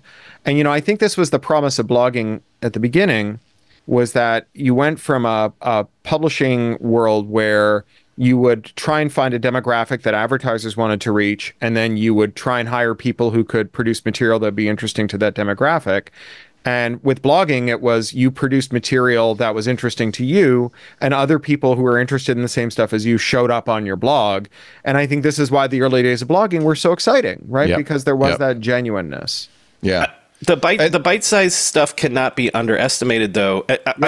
I'm gonna mention Rad History, but like we launched consecutively with a YouTube channel as well, right? But each episode, because my friends say to me all the time, I watch car YouTube channel stuff all the time, and I watch soccer YouTube channel stuff all the time, but I don't watch the full shows. I watch the 3-minute clip or the 5-minute clip that they put up. And so for each episode that I'm doing for Rad History, I am making, and AI lets you do this really easily now, 10 different clips that I will also put on YouTube and also put on TikTok, because again, what Corey said was, what is the thing that I want people, what do I love? What's my passion? Great. I throw it out in the water, and sometimes, maybe with YouTube especially, you can get a little bit of money for it. But that is your ability to reach the audience and market yourself with a little bit of change thrown in on the side. So it's the bite-size ability, I think, is going to where the audience is at. This is always a debate. It's been a debate as long as I've been in commercial broadcasting, which is, do you chase the audience, which I think is a little like a dog chasing its tail. You're never going to really catch them. Or do you try to create content with integrity that reflects your own personal passions? And I've always kind of defaulted to the latter. And my attitude's always been, well, it either makes it or not. And if it doesn't, well, I see the local McDonald's is hiring, and I do have some experience down there, so I can get on down there. Because obviously you have to make a living too. But I really hate to chase an audience. People know that, because I'm so bad at marketing. I hate to chase an audience. But also, it's like, well, I won't make a mobile site, right? If the form of how people are consuming the content, you can still do the same content that's your passion, that has integrity. But if you're like, I'm never going to make my website be easily consumed on mobile, then you just ignored where the audience went. Oh, yeah. Yeah. But at the same time, I do 3-hour podcasts. Right. I'm not exactly pandering to the audience. Let's put it that way. I do have to do a commercial. I meant to do a commercial about half an hour ago, and I'm trying to get to it. Let me do it now. We'll get back to the news with a great panel. This is a kind of the litmus test for a great panel. If I can't stop the conversation, Cory Doctorow, Brian McCullough, Jason Heiner, great panel. and the conversation will continue in just a bit. Our show today brought to you by Flashpoint. You know, this is really an interesting business to me. You know, if you're a government, you've got intelligence, right? You've got intelligence agencies, you've got people collecting information. It's very important. What about businesses? For security leaders, 2024 has been a nightmare, right? Cyber threats, physical security concerns, the world's on fire. And geopolitical instability is adding a whole new layer of risk and uncertainty. And I'll just give you, just as an example, I don't think you need this because you know in your gut, but let me give you the real numbers. Last year, there was a staggering 84% rise in ransomware attacks, almost doubling. A 34% jump in data breaches. That you see them in the headlines. As a result, trillions of dollars in financial losses, threats to safety worldwide. You need information. That's the only way to prepare for what's going to happen next. And that's where Flashpoint comes in. Flashpoint empowers organizations to make mission-critical decisions that will keep their people and assets safe. How does it do it? By combining cutting-edge technology with the expertise of world-class analyst teams. You're basically your own intelligence agency. And with Ignite, Flashpoint's award-winning threat intelligence platform, you get access to critical data, finished intelligence, you get alerts, you get analytics all in one place. You maximize your existing security investments, and you save money. Some Flashpoint customers have avoided $500 million in fraud loss annually, $500 million in fraud loss annually, and they have a 482% ROI in 6 months. This is a must-have, if you ask me. Flashpoint earned Frost & Sullivan's 2024 Global Product Leadership Award for unrivaled threat data and intelligence. I've got a great quote. I can't say his name, but this is an SVP of cyber operations at a large U.S. financial institution. You would know the name. He said, quote, Flashpoint saves us over $80 million in fraud losses every year. Their proactive approach and sharp insights are crucial in keeping our financial institutions secure. They're not just a solution, they're a strategic partner helping us stay ahead of cyber threats, end quote. It's no wonder Flashpoint is trusted by both mission-critical businesses and even governments worldwide. To access the industry's best threat data and intelligence, go to flashpoint.io today. That's flashpoint.io. We thank him so much for supporting Twit, and you support us by going to that site, flashpoint.io. Thank you, Flashpoint. This is a story from our good friends, Mike Masnick at Tech Dirt. He says, Ron Wyden has now sent a letter to the FCC and the DOJ saying the Kalia hack proves why government-mandated backdoors are a terrible idea. So let me give you the background. And Corey, you suggested this story, so I'm going to let you comment on it. The Kalia Act is a 1994 law, the Communications Assistance for Law Enforcement Act. Louis Freeh, who was the FBI director at the time, said, no problem with security on this, mandated wiretap backdoors. Louis Freeh reassured us, no. These are going to be safe. We're going to protect them. So last week, you might have heard a Chinese hacking group, Salt Typhoon, had access for months or maybe even longer to the mandated wiretapping system inside the phone system. And apparently are still in there. The most recent one is. Can't get rid of them. So Ron Wyden is saying, these telecommunications companies are responsible for lax cybersecurity and their failure to secure their own systems, but government shares the blame because we forced them to put these surveillance systems in with Kalia in 1994, 30 years ago. Yeah. This is why when the current director of the FBI, when governments around the world, the UK, say we need backdoors and encryption, this is why it's a bad idea.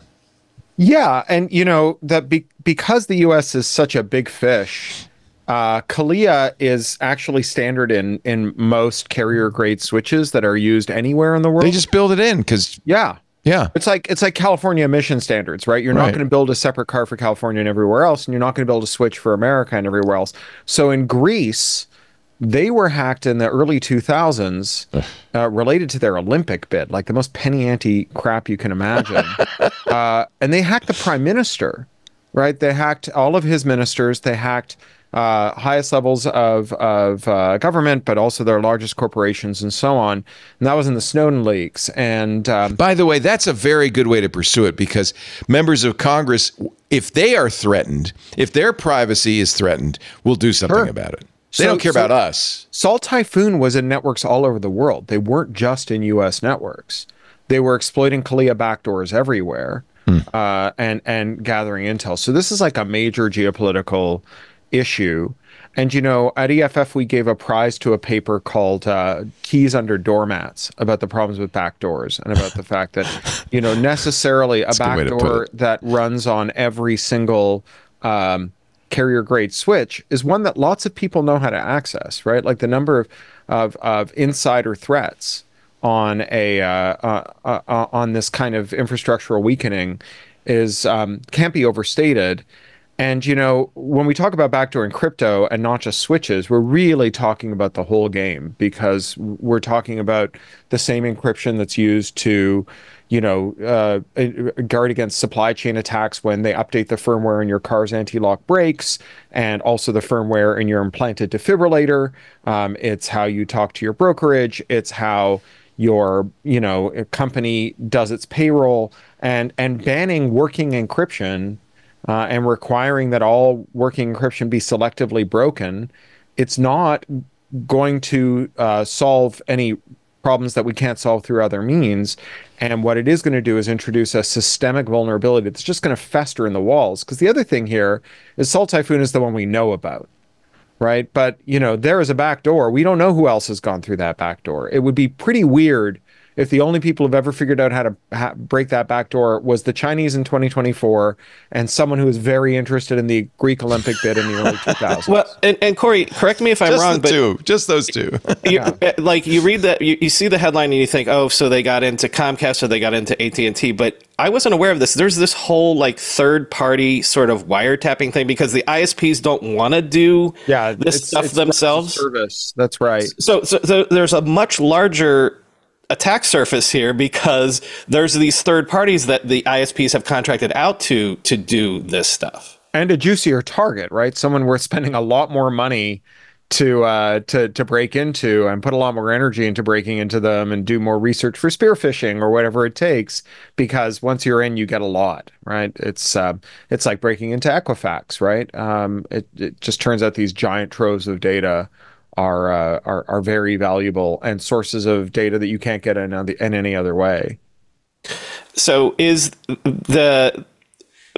if we're assuming that every ISP has been hacked by some foreign adversary or whatever, like what are they essentially? We don't know. It could be everything, but are they going after individual Americans, or is it a broader thing where they're looking at like military and like it's very hard to say. My guess is that there's a lot of signals intelligence, which is by definition a big bulk project. So you're slurping up, because most of the traffic, thankfully, is encrypted these days. Post Snowden, that was one of the most meaningful things that changed. You know, at EFF, we stood up Let's Encrypt. And we brought up the amount of SSL or TLS encrypted traffic on the web from a very small number to nearly all of it now. So there's not much that they're getting in terms of the payloads, but they are getting all the signals intelligence. So they're seeing all the headers. They know who's moving around. They can watch the traffic, and they can make a lot of inferences.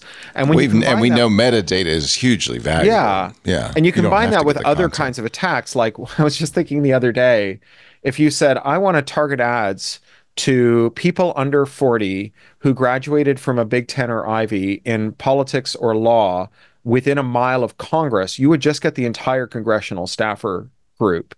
And if you could slip a piece of malicious advertising into that, you could malvertise to every congressional staffer, and you'd get a few of them at the very minimum. Well, just by the way, look at what Elon Musk is doing with targeting advertising. I don't even know how that's legal.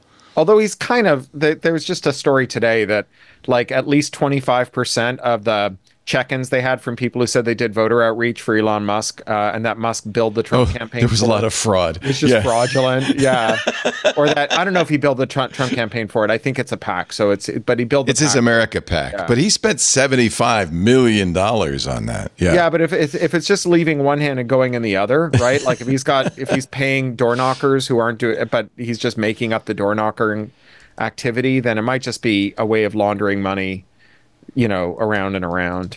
I take all of the numbers about that Musk touts as it's all nuts. It's all made up. Of salt. Yeah. Just what he's offering $1 million prize if you sign a petition, a pro-Trump petition. Yeah. Which apparently means he doesn't understand how petitions work, because that completely invalidates the petition. Yeah. Like, if you have $1 million prize for people who sign it, then everybody's just going to sign it. They don't care. Well, I like what the folks at Cards Against Humanity have done, where he's also offering an affiliate fee of like $46 if you send someone to his website. So they're paying people to make a voting plan. Who are progressive leaning people in swing states to make a voting plan, which is a thing you can just buy. And they're in their literature and their notes on this in the FAQ, it says like, we know that's horrible and gross. Isn't that awful bullshit? We should really fix this. But they will pay you to make a plan. And then they ask you if you want to donate to this. You can donate to them, and as a premium, they'll send you a set of 2024 election Cards Against Humanity cards. But you can also do this thing where if you live in one of these swing states, you can also sign up for Elon Musk's PAC with their code, and he'll send them another $46 in affiliate fees that they will use to target more left-leaning voters in swing states to actually make voting plans. And they are doing real stuff, unlike the kind of weird fraud grifty stuff that Musk is doing. He did win a victory in the EU. The EU has ruled that X is not important. This is actually probably for Elon, knowing his sensitive ego, is not a win. They decided that X is not important enough to have to worry about fairness in the EU. But they did say that they can pierce the limited liability veil and seek to attach. Right. They're fining him for failure to comply, where that fine is like 5% of global turnover or 10% of global turnover. And may include SpaceX and Tesla revenue. Like they did in Brazil. Yeah, the way that American limited liability works, it's not like universal. No one came down off a mountain with 2 stone tablets and said, this is the one true way to do limited liability. There's a lot of different systems around the world, as Elon Musk is discovering to his enormous dismay. It's again, you love to see it. To be clear, what we're saying is they might fine SpaceX and Tesla and whomever 5% of revenues or whatever they think that they need to get out of Twitter X for fines. They would go. It's an interesting, and you're right. It's just because what we consider a fair is not necessarily widely adopted, but it does feel like you're punished, because Elon Musk owns all these companies. If you want to punish Elon, you have to fine all these companies. So it's fun. Matt Levine had a column or a newsletter this week about that, where in a sense, he was saying, yes, everyone says, oh, these are 5 different companies with different shareholders. No, but the boards overlap. And then anytime that one company needs workers, Elon shuffles workers from here. Yeah, pulls them over. And so he was making the argument that you could pierce the veil legally even here if you say things like that. Well, these 3 board members are also on these 3 companies, and this Tesla worker was working at SpaceX yesterday and Boring Company today, and so are they really independent permeable companies? Membrane, isn't it? X. Although TechCrunch calls it Elon Musk's X, and I guess that's I just call it Twitter. It's called Twitter. It's Twitter, for crying out loud. I still call it Twitter too. Yeah, I do it all the time on the show. Yeah, changing its privacy. Actually, just so you guys know, I don't like it being called Twitter, because we predate Twitter with Twit. Yeah, right. So I'm happy to call it X, and I would encourage you to do the same. All right. The porn industry would like a word, though, about that use of X. X is the worst. It's like Also, if you everyone who's want to ever pick made a something you pirate cannot map. find something on the internet with name, it's perfect. Hey, yeah, the just man search bought a for domain X. name in 1998, and he is not going to let it go. That's my This is name, like and at I'm going to Burning name all Man my where people kids that. At Burning Man, people like have an idea for a pun for a car or a camp, and then they spend the next like 10 years doing it, and it's funny and charming. But when it's like the whole internet, not so much. Like I have a campmate who had this idea that like you could make a bus with a kind of Zeppelin made out of LEDs on top, and you could drive it around the playa all night playing heavy rock, and you could call it the LED Zeppelin. And that's all he's done for the last 5 years is make the LED Zeppelin, and it's an amazing art car. And that's great, right? He had a pun. He made it his whole life's work. It's super great. But like he didn't do it to a thing 300 million people were using. If Elon Elon doesn't go to Burning Man, right? Yeah, I think he's gone a few times. It seems like it would be a natural place for him. I'm sure he's gone. I mean, it's 80,000. Well, it was a lot smaller last year, but at its peak, it's 80,000 people. So there's as many different Burning Mans. You know, there's like dozens of different ways to be at Burning Man. Right. And the way where you go to a turnkey camp and yoga bunnies give you massages and you don't have to do anything. And That's often in the corner there. That's not. it's someone's doing that in a corral made of luxury tour buses and RVs with security guards, and those people can frankly just die. Right, But that's not what we do when we go. We have a good time. We drive around in a bus made with a giant Zeppelin made out of LEDs on top of it, playing heavy rock. Anyway, Elon Musk's X is changing its privacy policy to allow third parties to train AI on your posts. You have to go and turn it off if you don't like it. This follows a trend everywhere. Reddit's doing, everybody's doing it, right? And it's a good way to make money. You may just want to know about it. I mean, honestly, I can't get all upset about it because this has been the point of Twitter all along, is to monetize your contributions. Right? That's not why people are leaving right now, though. Well, the other reason they're leaving is because he's turned off blocking or changed the rules for blocking. Is that what are live? the new rules? Is that live now? Do we know that? I don't know. He said he was going to do it. Yeah, I've gotten the warning a couple times, and Grant, I just don't know that it's actually gone into place yet. I saw that it was happening, but Yeah. Right. X will soon let, this is from Forbes, which is not always my first choice, but anyway, X will soon let users see tweets from people who block them. So in other words, if I didn't want Brian McCullough to see my X's, I don't want to see your exes. my Jeets, I don't, anything that's X from you, Leo, I don't want to see. if I didn't want you to see my Jeets, I would block you. But that used to work. But now, according to X, they're going to change that. They haven't done it yet. They announced Wednesday that for those with public accounts, blocking a user will stop that person from engaging with your posts, but will not stop them from viewing your posts, which presumably means even if you're not logged in, or no? There's very little you can do these days on Twitter when you're not. You can't see anything if you're not logged in. Yeah, Okay. that's right. People are upset about it, and in fact, it has been said that people are flocking to Blue Sky. Yep. As a result, Blue Sky said 500,000 new users in one day when X made that announcement. Yeah, that seems about right. I mean, that's the thing is that the enshittification equilibrium, like the thing that they're looking for, is to have just enough value in it that people feel like they can't leave, but any surplus value that's there either for like business customers or end users that hasn't gone to shareholders is like value that they need to figure out how to claw away, right? That's the point. If you don't really I didn't even know they were trying to reach enshittification equilibrium. I thought they were just giving up and said, let's squeeze every penny out of this. Well, but I think that if you're going to squeeze every penny out of it, then you have to rely on people not leaving. Right. Because then you can't squeeze pennies out of it. Then it's done. It's killing the goose that laid the golden egg. So they're trying to keep the goose alive while extracting maximum eggs. So it's a very brittle equilibrium because like the difference between I hate this place and I can't but I wish I could leave, and I hate this place and I'm never coming back. It's just like it's literally if you've done it right, you've got people right on that threshold. And then something bad happens and everyone bolts for the exits. And the thing about network effects driven lock-in, right, where you're there because you like the other people who are there and they're there because they like you, is that once some of you start to leave, you can get the opposite of a network effect snowball, which is like the network effect unwinding, where it's like, well, I was here because I liked Leo. Leo's gone. I'm leaving.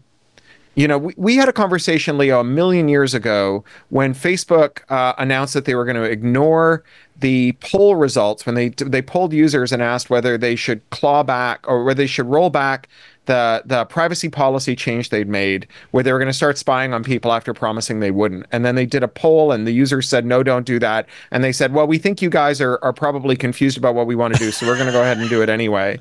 And I resigned my Facebook account that day. Yeah. They were like, you need to come on Twitter and talk to us about it. And I hadn't logged into Facebook in a long time, so it was a really easy decision. But there were like 4,000 friend requests in my friend zone when I resigned that account.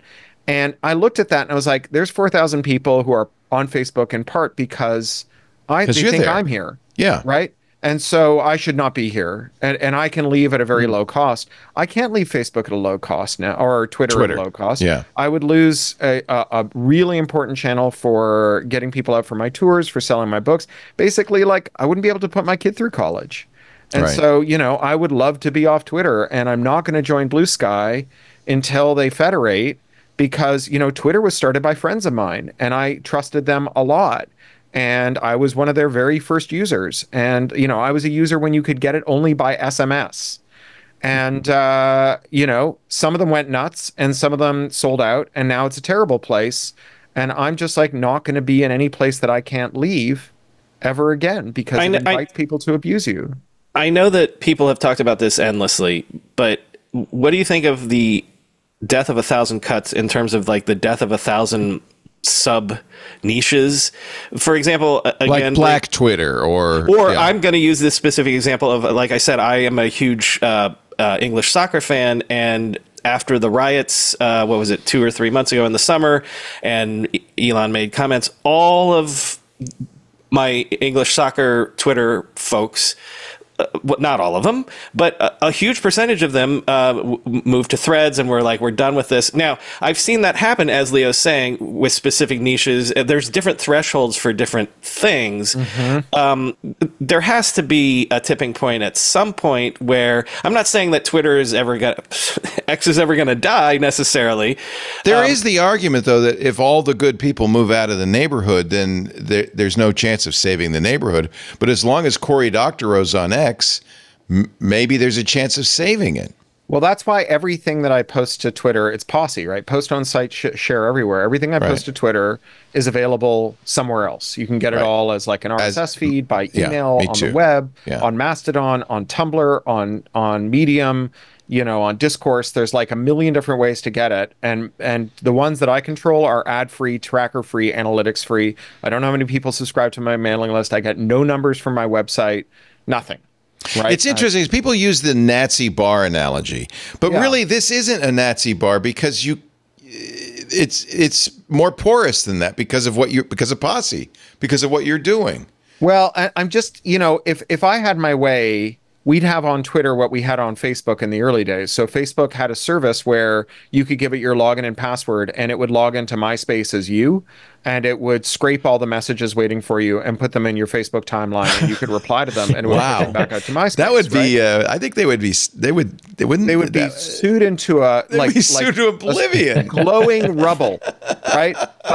But what was sauce for the goose should be sauce for the gander. Right. And, that kind of adversarial interoperability is historically how people escape from one incidentally, to another. That's the way a government can intervene. Yeah.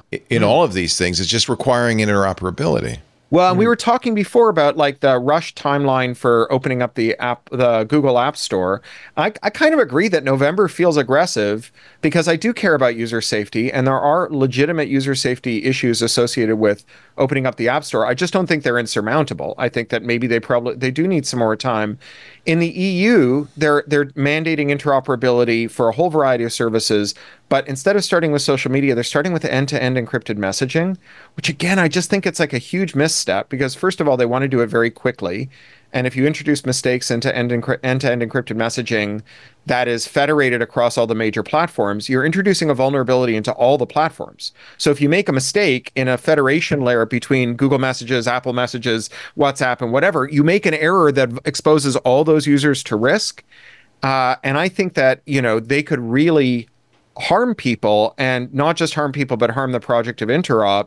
I really wish they were starting with social media, which is much lower stakes and I think much simpler. And also, there isn't a huge constituency of law enforcement in Europe who want to break social media. And there is a giant European law enforcement constituency who've always hated social media, end-to-end encryption, and would love it if there was a vulnerability introduced through this process. And they're going to have their fingers in the pie. Right. I was encouraged by Mike Masnick joining the board at Blue Sky. Yep. Blue Sky does have a federatable protocol. But the only part that federates right now is some of the content moderation, right? Which is good. That's really important. They have been moving slowly towards federation. Yeah, I'm going to give them credit for, they say they want to federate. Threads now does in fact support ActivityPub and does federate with Mastodon. Yep. Does that make Threads preferable to you? Yeah, although even more preferable is just staying on Mastodon so that the people who are on Threads can follow me, right? Yeah. Even better. Yeah.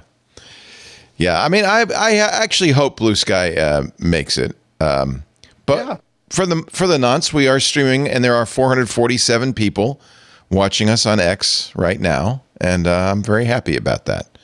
Although there's, as you say, every number that Elon comes up with is suspect. I think that number always goes up and never goes down, which tells me it's a cumulative number of all the people. They're not counting the drop-offs. They're not. They're just counting the people who have tuned in at any given time. Do we want X to go away, or do we want X to get better, or do we care? At some point, Elon Musk is going to lose interest. I think. Agreed. He has a history of losing it might be November 6th he'll lose interest. It could be. It very well could be. At some point he's going to lose interest. He's going to not want to waste his time on this, and he's going to sell it off to the lowest. But he does right now have a bully pulpit there, does he not? Sure. And I have some concerns. My nightmare scenario is a disputed election on November 5th that then Elon uses this bully pulpit, and there'll be many others who will, including Rupert Murdoch and Fox, to destabilize our democracy. Yep. That is a serious risk. That's a real, I'm very concerned about it. More than destabilize our democracy, actually fuel violence. Yep.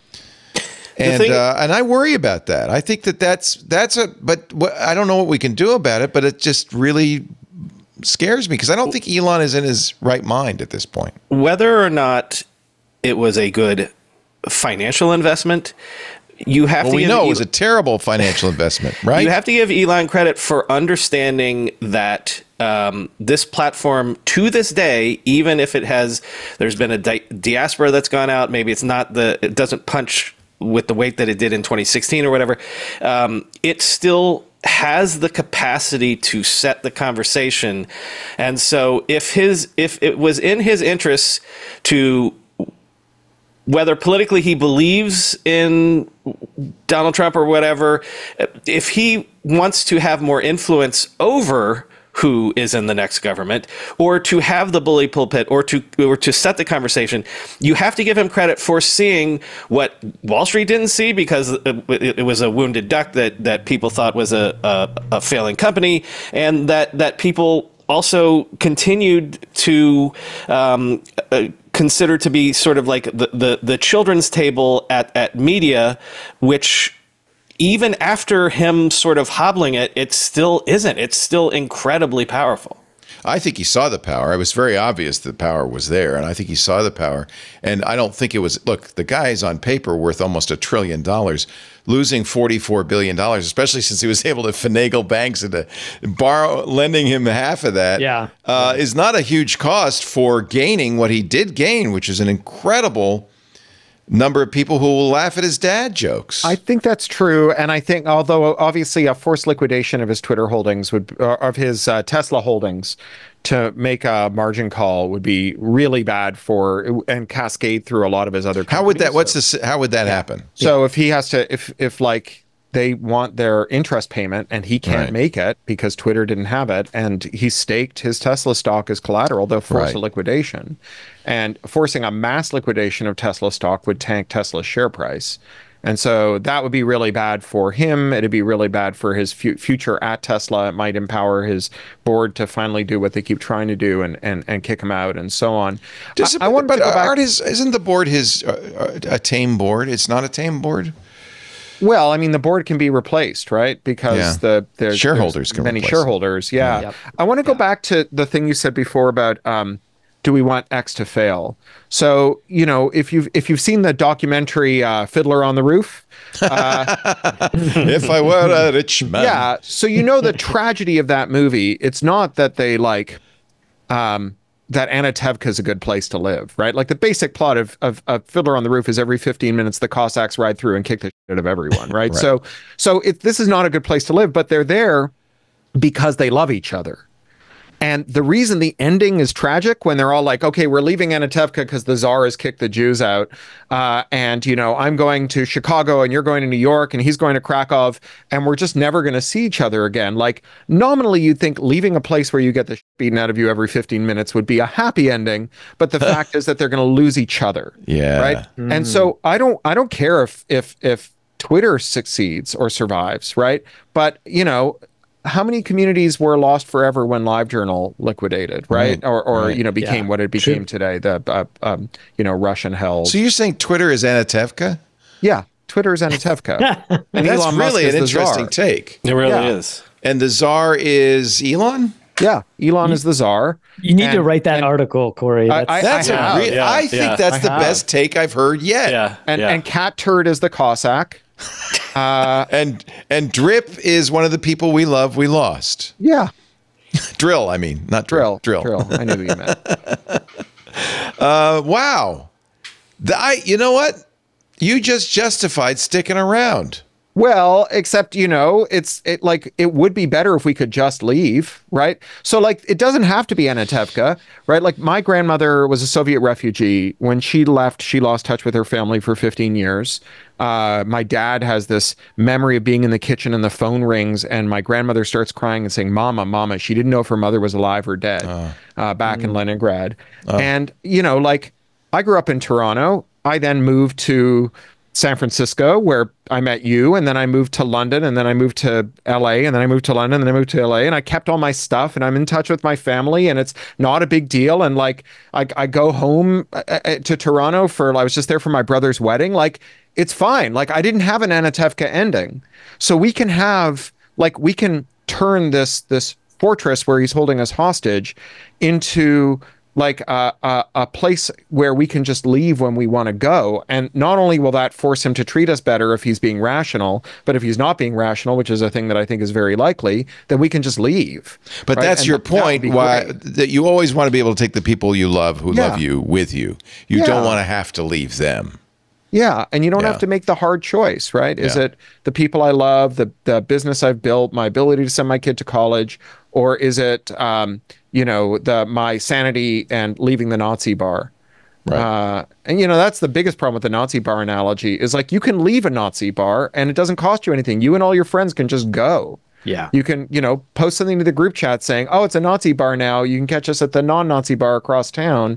But there's no way to coordinate that, although technically there's no reason there shouldn't be, because this is something computers would be incredibly good at. And as you said, you make your living on X. And so the analogy to the Nazi bar is I'm the one that has Big Buck Hunter. I put Big Buck Hunter in your bar. And so it became a Nazi bar, but I still need to put my kids through college by putting I'm a vendor to your bar.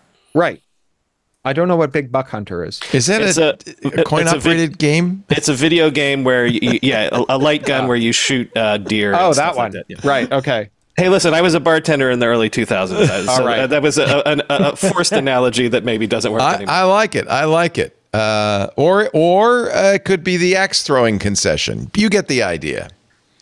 Although okay, having I axe think throwing in Twitter a is more Nazi likely bar to have seems the like axe throwing concession. How about the Bad person? idea. How about the person that comes in on Wednesday and does karaoke? And That's usually much those better. people were contracted out. Yeah. Yeah, there you go.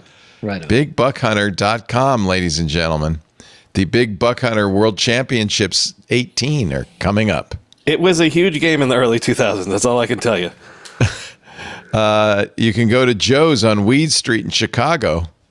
Oh, no, It was it's a magical over. time.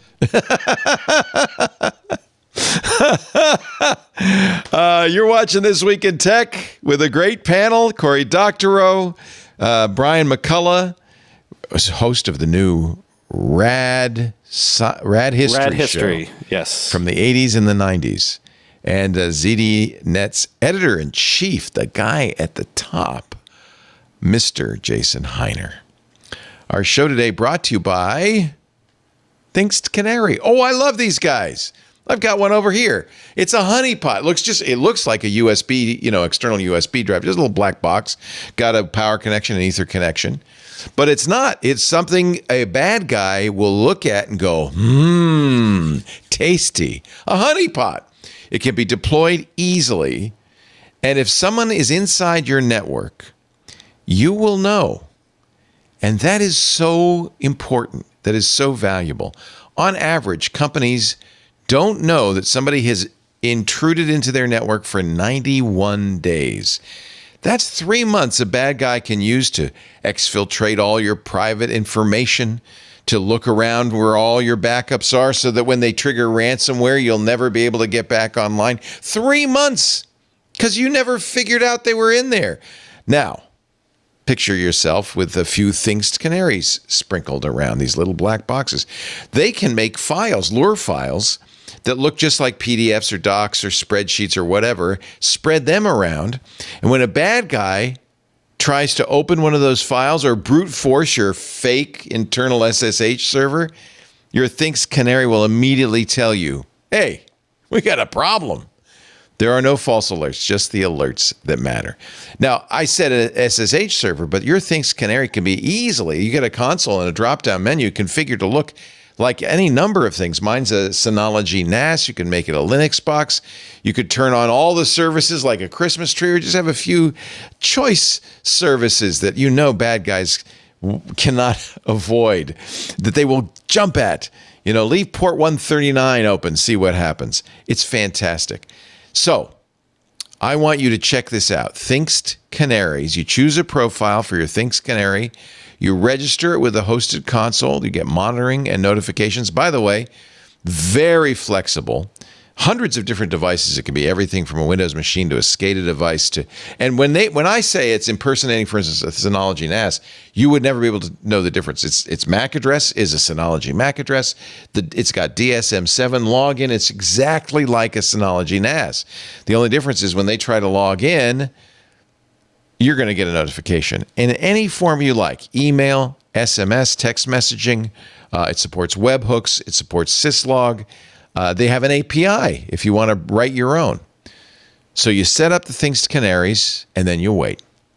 An attacker who's breached your network, or, by the way, malicious insiders, any other adversary inside your network will make themselves known. It's just they can't resist by accessing that Thinkst canary.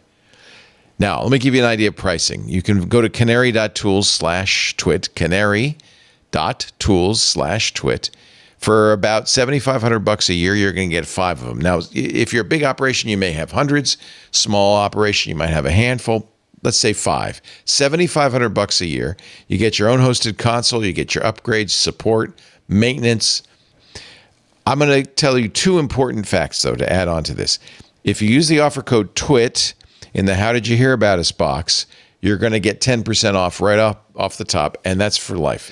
And here's another thing that's going to reassure you if you go, well, that sounds good, Leo, but I don't know. You can always return your Thinkst canaries. You have a 2-month, 60-day money-back guarantee for a full refund.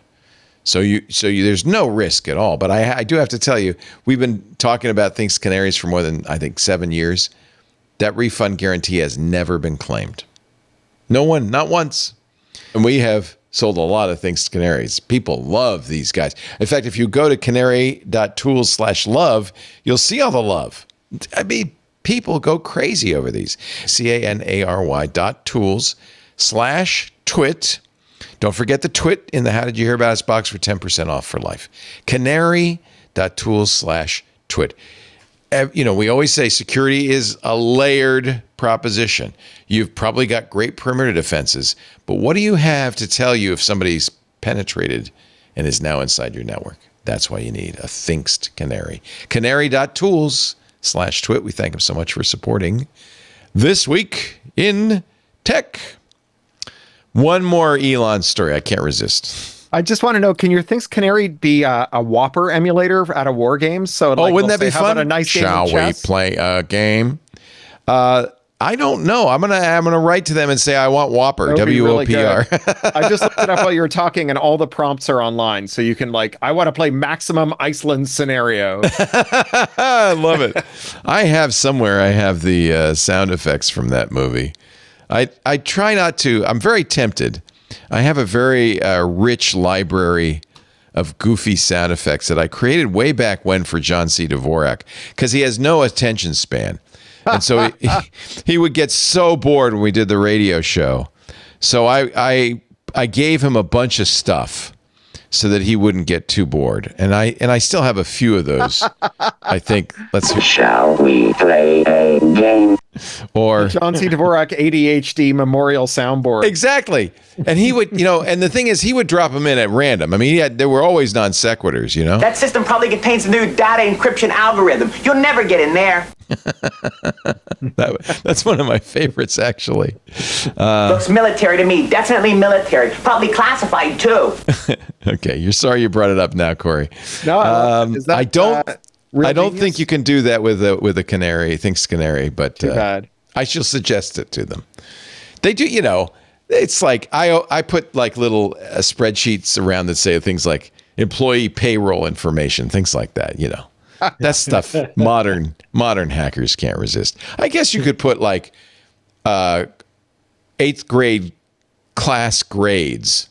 Right. Do not change. Something like that. The U.S. is now. I have to say, I drove a Tesla. When I drove a Tesla and a Model X, I used full self. Well, they didn't have full self-driving yet, but I used the driver assist stuff. Occasionally, it would drift off, start to drive into a median strip or something. But I was never like in the back seat knitting. I was always with my hands on the wheel looking, and I just would gently nudge it back into between the lines and so forth. Tesla has been promoting the idea that it has full self-driving, and there have been 4 crashes. So the U.S. NHTSA, the National Highway Transportation and Safety Administration, NHTSA, has on Friday opened an investigation into all 2.4 million Teslas equipped with FS3 after those reported collisions, including a fatal crash last year. My car, I have a BMW that drives itself, and same thing. I pay attention. I don't, and I pay, and I keep my hands near the wheel. You don't have to have it on the wheel. But that's level 2. It's level 2. Yeah. Now the problem is more a marketing, in my opinion, a marketing problem that Elon's promising more than it can do. And there are some foolish Tesla drivers who are trusting it more than you're supposed to, right? I mean, Yes. Look, in the time there have been those 4 accidents, there have probably been 40,000 accidents with human-driven vehicles, maybe 400,000. I don't know. I guess the point is that this isn't just about disciplining Tesla or taking care of the drivers who are foolish enough to believe Tesla. It's also about the harms to bystanders, right? Like, because these are not single driver involved collisions. These are things where other people are harmed or even killed, and they're harmed or killed because the world is full of people who have a variety of degrees of credulity, especially when it comes to the pronouncements of this very famous charismatic billionaire who's had lots and lots of press about being the smartest man in the world, and Disney made him Iron Man and all the rest of it. And then he goes around and he goes on stage and he says, this is full self-driving. your car will drive itself from Los Angeles to New York and you won't even have to put your hands on the wheel once and it'll charge itself and blah, blah, blah. And someone goes, well, Elon Musk said it's so, and that person's dumb. And maybe that person has some culpability, but it's not that person who suffers. It's the person they run over and kill that suffers. And so that's why we have rules and we have a National Highway Traffic Safety Bureau. It also would impact his plans for a cyber cab because he'd have to get NHTSA approval to do that. Yeah, it's nowhere close. The cyber cab and robotaxi, is nowhere close, right? 2027, I know they're saying. And full disclosure, I own a Tesla. I have since 2021 a Tesla. And you don't let it drive itself. You pay attention. Oh my God. No, I would never, right? Like put my hands off it. But I do remember when Autopilot, right, came out. Yeah, you spent a lot of money for it too, didn't you? Well, I did. Yeah, no, I didn't. But when Autopilot, that was what you were talking about earlier. Yeah, Autopilot. And people were doing that. They were taking a nap and driving in the back seat. For all the reasons that Corey said. One of the things where I think that this is really been a failure of, a government failure, them calling it autopilot and not being sued for that, calling it full self-driving. Now they call it supervised full self-driving, but being able to get away with that and not as false advertising, it is the absolute definition of false advertising. I agree. FTC should go after him. No, it has to be DOT. Has to be DOT. They don't have jurisdiction. Yeah. So the fact that they've been able to get away with that leads to what Corey is talking about, which is that then people believe that. They say if it's out there and you can buy it and it must be true. When you were a kid, I remember when I was a kid, I guess I was maybe one of those credulous people you're talking about, Corey. I remember we used to say, well, if it's on a commercial, it has to be true. They can't lie. Was that ever true that they couldn't lie? I mean, it remains broadly true. It's not as well regulated as it used to be. Some of that was down to there being a kind of special zone in relation to the First Amendment that had to do with the public airwaves. Right. So a lot of people. So since it's not broadcast for the most part anymore, you don't have the same control over it. You sometimes get people saying, "Oh, we should restore the fairness doctrine." And there are lots of problems with that. I mean, the fairness doctrine wasn't as rose-colored as they think it was. But also, it only applied to terrestrial broadcast. Right. By all means, apply the fairness doctrine for all the good it's going to get you. It's not going to reach any of the people you're worried about. And First Amendment isn't going to let Fox News is not on broadcast, nor is MSNBC. I mean, they are, but that's not how most people are getting them. Right. Yeah. And, it's you're not going to be able to get the fairness doctrine on private wires.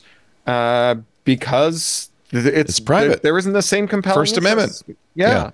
I hope I'm going to hide some things so that hopefully this doesn't bounce back on them. But I have a very close friend, and they are a chief scientist at let's call it a biotech company, but PhD level.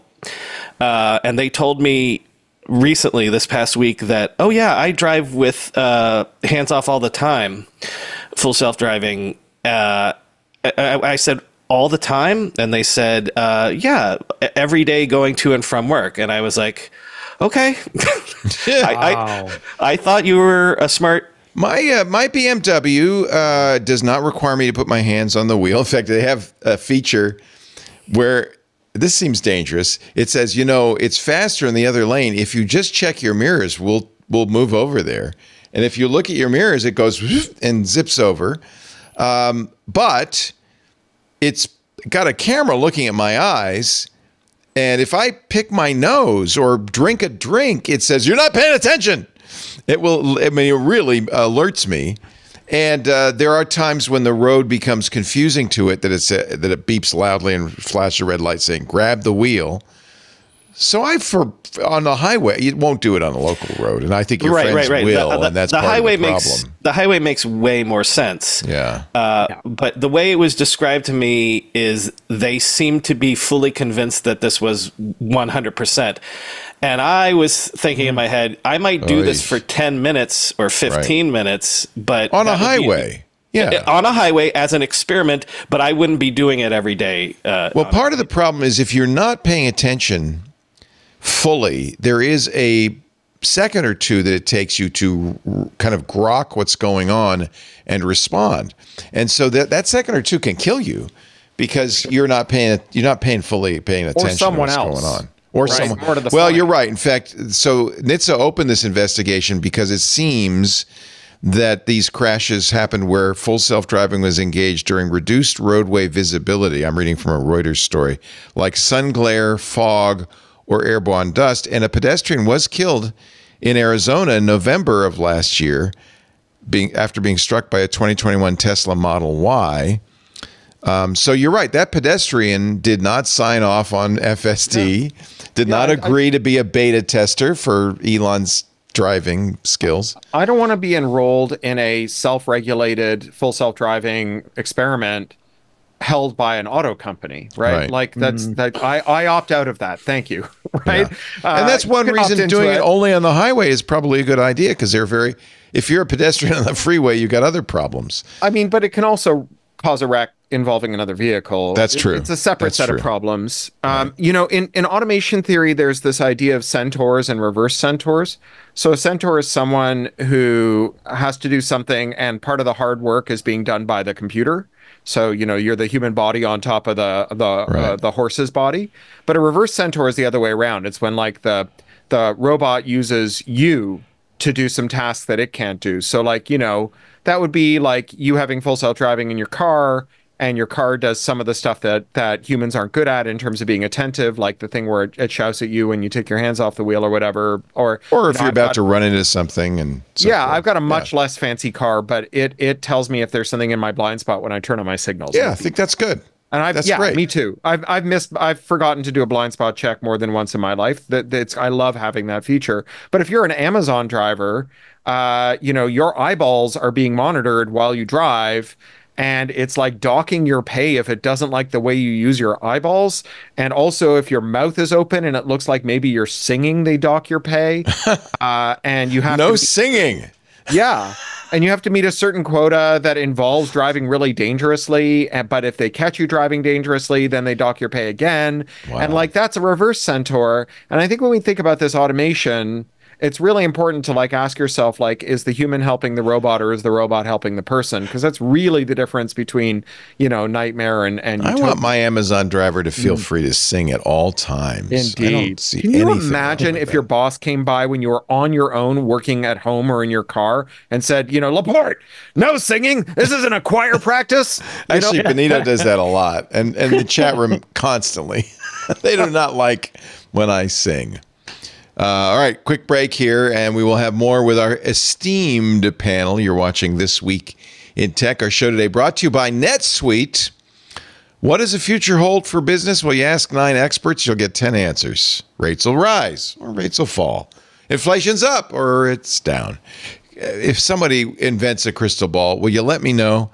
Until then, over 38,000 businesses have future-proofed their business with NetSuite by Oracle, the #1 cloud ERP, bringing accounting, financial management, inventory, HR, all into one fluid platform. With one unified business management suite, there's one source of truth, giving you the visibility and control you need to make quick decisions.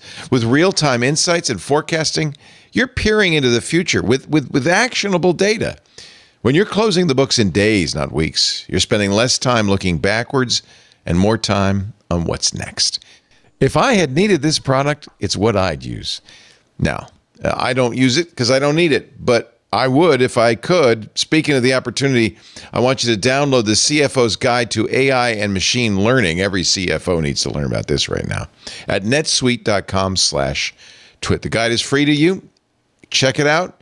NetSuite, NETSUITE, netsuite.com/twit. We thank him so much for supporting This Week in Tech, and we thank you for supporting Twit by going to that special address so they know you saw it here, netsuite.com/twit. A French court has, this will be interesting to see how this plays out, has ordered blanket blocks of porn sites. They have 15 days to implement age controls. Now, this is historically a very challenging thing to do without violating the privacy of everybody involved, including the adults involved. I'll be very curious how this plays out in France. Yeah. Any thoughts? Anything to say? Age verification is historically difficult. Yeah, I mean, I think the main way that people envision doing this is through something like a credit card. And, you know, Yeah. there's a way to think about that, which is that you then end up producing a sort by net worth list of everyone's kinks. Yeah, Right. Which yeah. is just like, you know, you're just asking for blackmail. You know, there are cryptographers who talk about less invasive ways of doing it. Like maybe you have an authenticator who knows that you're over 18 and who issues you a token, but doesn't know how you use that token, and that you present that credential and just says, I'm over 18, and that's all it is. Of course, it doesn't stop you from providing it to someone else. And so that makes the whole project kind of pointless, because you can imagine that kids are going to figure out how to get it. Share your token with me, man. Yeah, exactly. Yeah, just right? How hard like is it gonna driver's be? licenses always prevented kids from buying liquor, right? Yeah, except you won't even have to show the driver's license to a person who can tell you're under 18, right? You're just Right. going to have to have the token there. There is Black a market kind for of- token would be huge. Yeah. Yeah, and there's a kind of intriguing possibility, which is that you create a system of voluntary marking where porn sites use metadata to mark their site as porn, and then you have a parental control that says, I am not going to allow this account. See, I'd prefer that. I think that's Yeah. up to putting the power in the hands of the parents, to me, seems the right way to handle a lot of these issues. Yeah, I think so too. And I think that it won't work perfectly. And I think that the illusion is that the other thing will. That Right. you know, making everyone have an age verification token will. And I think that we're not comparing something that works with something that doesn't work. We're comparing two things that are flawed in their own ways at achieving the not terrible objective of helping parents help their kids look at the stuff that you know, is appropriate to their age. And there is no one great solution to that, you know, but we can minimize the collateral damage. There is, of course, a gold rush of companies claiming they can do age verification. Sure. And I'm sure a lot of them can do it with AI. Or, you know, there are some cryptocurrency. that can look at you and tell was you gonna what say- your age is. Yeah. Yeah. You could do WorldCoin, which just Oh. rebranded as World. It's World. It's not just a coin. It's World. This is Sam Altman's weird startup where you, especially if you're in a developing nation and you'd like some World coin, can walk up to this orb and give it your iris and become part of some sort of network nightmarish dystopian network of identification. They have a new version of the orb now powered by NVIDIA. The Onion could not have written something this good, right? I know. It's like It has 5 times the AI performance, also uses fewer parts. The venture says the new orb will allow for a broader rollout, including self-service kiosks. So to me, the most interesting thing about this is they're not saying coin anymore, because that is just not like a magic grifter word anymore. Yeah. So Yeah. now we've got new AI is the magic grifter word of the AI. moment. Yeah. Is Do it you feel- Web3? Can we use it in the metaverse? Do you feel unsafe going to world.org? Like, am I Just don't look into the orb, whatever you do. Yeah. the orb. Don't meet the orb's eye. Winamp is in a little bit of trouble. I have a soft spot for Winamp. Because I interviewed Justin Frankel on the Internet History Podcast years ago. there's history, right? Right. So, in fact, that would be a good rad history episode, because it was Exactly. 80s, 90s. When did Winamp come out? But it was before Napster, so like 98, 97. Maybe even Yeah. earlier than that. Yeah. I remember, it's actually, so I was working at MSNBC's The Site in 1995. And a friend of mine who was a kid said, Leo, all the college kids now are sharing music. They're putting up servers with this new thing called MP3s on them. And I actually, in 1995, went on MSNBC told Soledad O'Brien about this new technology called MP3s. So I'm thinking Winamp probably was, next couple of years, right? MP3s. It was an MP3 player, had visualizations, and it really kicked the llama's butt.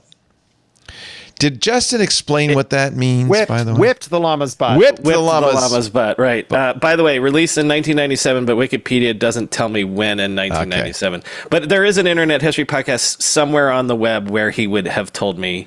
April 21st, 1997. Winamp is owned by a Belgian company aptly named the Llama Group. And they thought it'd be a good idea to open source the code. So they put the so-called legacy player code on GitHub on September 24th. Less than a month later, it's been entirely deleted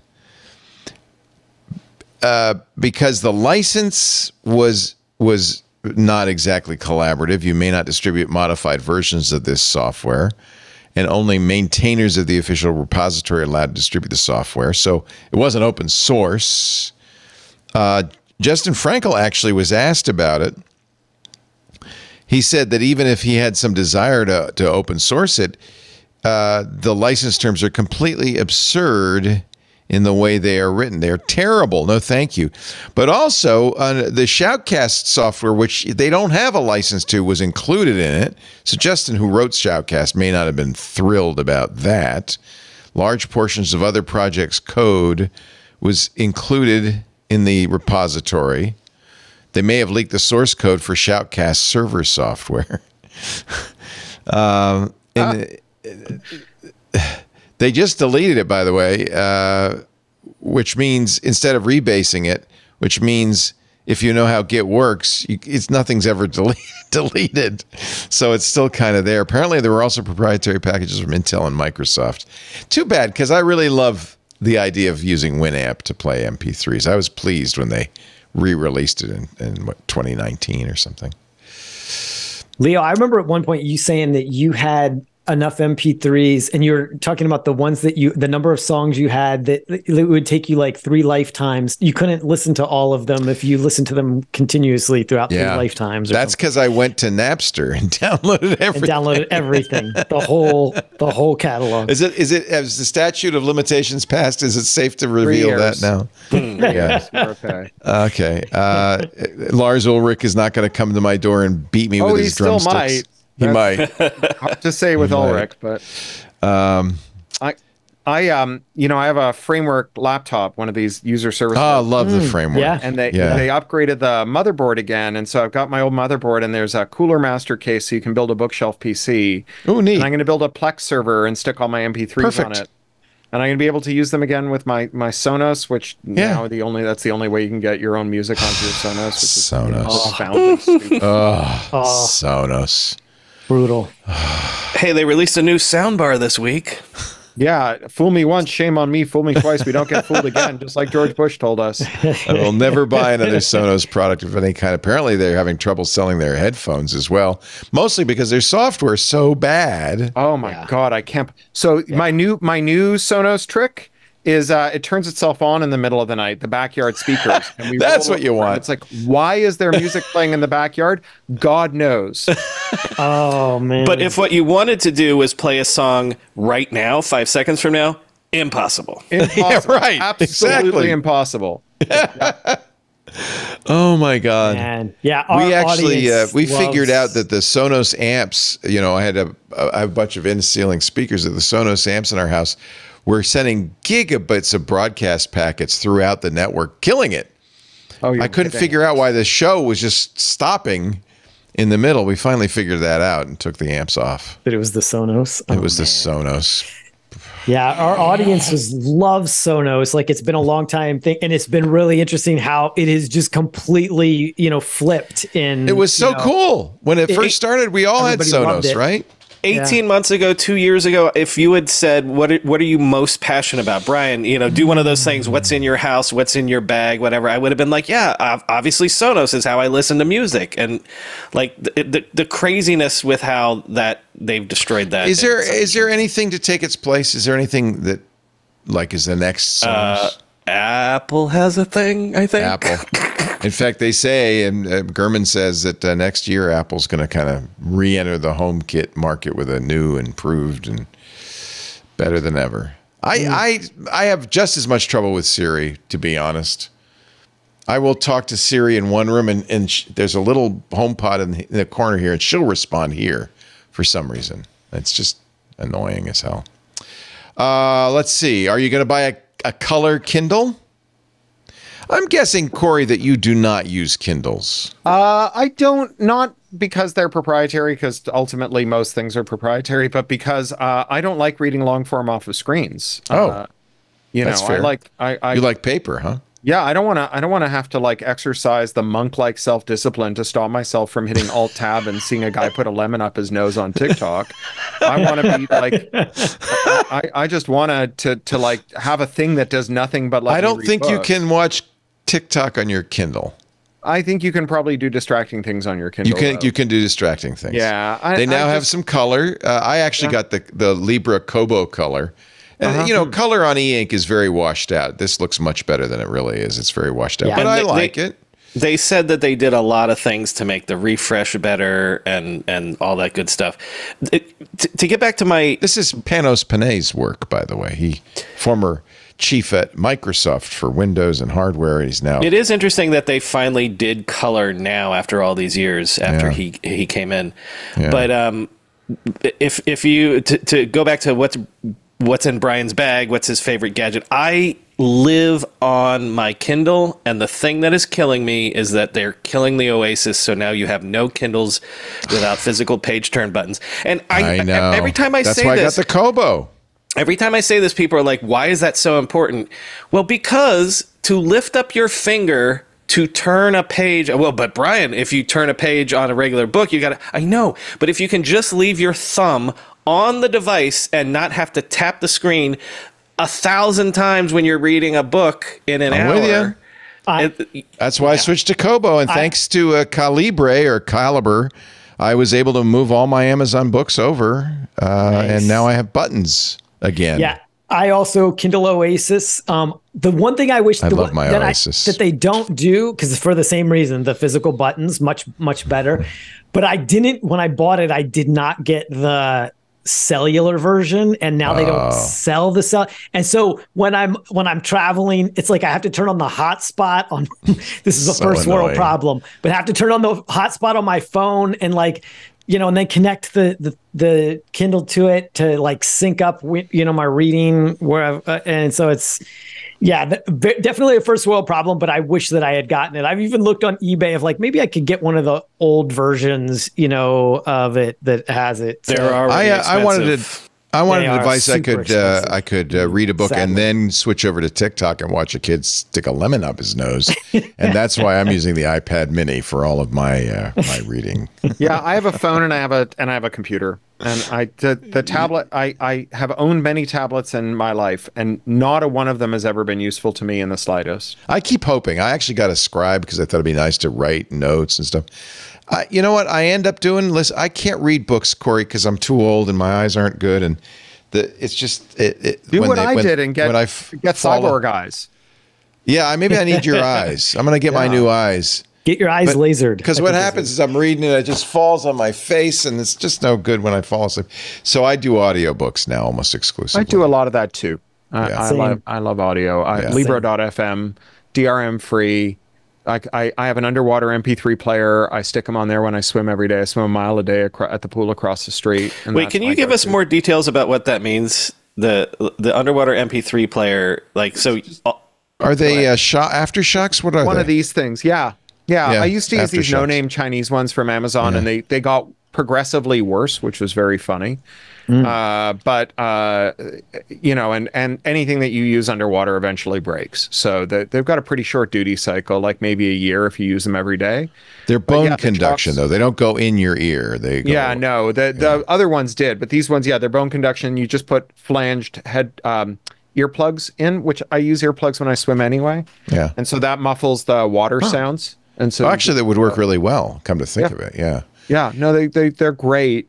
And yeah, I just download audiobooks from Libro.fm. I'm concerned that Audible, I mean, we're talking about Amazon Kindle, and now we're talking about Audible, which is an Amazon company, has 65% market share for audiobooks. More than that, it's 90 in most genres, so it's 65 overall. Well, one of the ways they have it, we were talking, Steve Gibson and I were talking the other day about one of our favorite authors. He wrote the Bobaverse series, Dennis E. Taylor, and his books are only available initially on Audible. Yeah. And because they make a sweet deal. Yep. They're terrible to work with, though. I mean, the book that you mentioned earlier that I did, Follow the Geeks. And you know what? That's where it's still in print, is on audible.com. You can listen to it there, right? They don't let you set the price. Like upload it, they set the prices. They change the prices. They put it on sale when it's really terrible for as an author. It's an awful platform. I wish there was a better. Anyways. It's much worse than that, though. If you Google AudibleGate or Kaji AudibleGate, they stole at least $100 million from independent authors with an accounting trick. And one of those authors was a forensic accountant who wrote crime thrillers and who figured it out. Wow. A forensic accountant, huh? Yeah. Wow. You see, they're everywhere. That's why I write books about forensic accountants. They're the best. Dennis Taylor, in his blog, in his frequently answered question or asked questions, where's the Kindle version, says Audible likes to have an exclusivity deal with authors. They will try for a 6-month gap before text versions are produced. Audible pays for the narrator, pays for the cover. They do the marketing. They offer a much larger advance. He says, Audible's responsible for 2/3 of my income. So what am I supposed to do? My agent told me that if I didn't boycott Audible, I'd have paid off my house and would have enough money to... God bless your integrity, Corey. Yes. It's so author hostile. They will never, sponsor this show again. Sorry, Leo, but maybe they will because they want to. No, we lost them a long time ago. We used to love the Audible ads. It was even more fun when Corey was on at the same time. I love it. He'd be holding up signs, say Libro.fm, Libro.fm. Well, to be fair, the one time that happened, you said, "Oh, Corey, you don't like Audible much, do you?" Oh no, I'm sure I lead you on. And then I said something, and then a bunch of Leo stans came at me for the next 5 years, going like, "Oh, you're trying to mess up Leo's good thing." No. I led you on. I did. It's like when I asked Adam Curry, "You don't think Neil Armstrong landed on the moon, do you, Adam?" Just sometimes there's something in me that I can't not ask the question. Oh, you got to poke the bear. I love it about you, Leo. Amazon, by the way, is joining Microsoft and a lot of other companies investing in nuclear reactors. Google's already said that the amount of energy it's using for its training its Gemini AI is going to mean that they miss their net zero goals by 2030. Them alone, everybody's missing them. By the way, Leo, AI is a monster when it comes to energy consumption. So Microsoft's reactivating 3 Mile Island, which is not as bad as it sounds. Only one of the reactors had a problem, and they're going to reactivate the one that didn't have a problem. And they remediated that problem. They fixed it. Yeah. What could possibly go wrong? Amazon is going to invest more than $500 million in small modular reactors. This is what Bill Gates has been working on, is these little sodium-cooled reactors. And there's two different startups, right? Like, because Google was the one. There's 2 different startups, and Amazon did one, and Google did the other. Or I can't remember my stories. AWS has announced an agreement with Dominion Energy, which is for the Virginia utility company, to explore the development of a small modular nuclear reactor near Dominion's existing North Anna nuclear power station. I'm sure they have investments in this, as does Google, as does Microsoft. So the startups that are doing this are, what modular means is, one of the reasons that there's only been 2 nuclear power plants in North America, or at least in the United States, built since 1996, is that they're always bespoke. So that let's say they're very expensive, right? And so the modular means, hey, could we come up with a framework that is, let's create sort of like a cookie cutter, sort of like a modular home or whatever, where once we do this once, then we can cookie cutter put it in, 180 different places. And so there are multiple startups that are chasing this idea of once, if you have the demand to create more nuclear power stations, once we have the modularity, then you get economies of scale. The fascinating thing is that this is something that, like you said, Bill Gates and other people have been investing in for many years now, is the demand hadn't been there. And so while there was a lot of investment in this idea, there was no one clamoring to build new nuclear power plants until AI and tech. So tech is basically kickstarting an industry that had been moribund. Yeah. There's a Amazon is going to develop these with X Energy. That's the one, yes. Yeah. A developer of small modular reactors and the fuel. So there's it a is really net good- zero, right? These nuclear reactors do not have emissions. Right. Yeah, there's a really We know how to make them safer, don't we? Yeah, there was a really good take on this in the new Well, There's Your Problem, which is this great civil engineering podcast. It's a podcast about disasters. And they open every podcast with a section called The Goddamn News. I love it. And so this week, the Philadelphia refinery explosion. So, it's a bunch of civil engineers, funny civil engineers or various kinds of engineers. And so they talked about it, and they had a good take, which is like, look, if there's already a nuke around and it's not on, by all means, turn it on for your dumb bubble economic thing. That's fine. Maybe we'll keep it on when it's done. But the reality is that, people have been singing the praises of modular nukes for as long as they've been promising new efficiencies in solar and wind. And we got those in solar wind, like beyond all expectations. The solar and wind curve is stunning. Like you've never seen the like. It is just the most incredible new production all the time, getting cheaper every day in ways that are just like staggering to the imagination. And nukes just aren't. Like, even if they're safe, they're not cheap. They're not getting cheaper. Maybe they'll get cheaper eventually. Maybe this might make them marginally cheaper.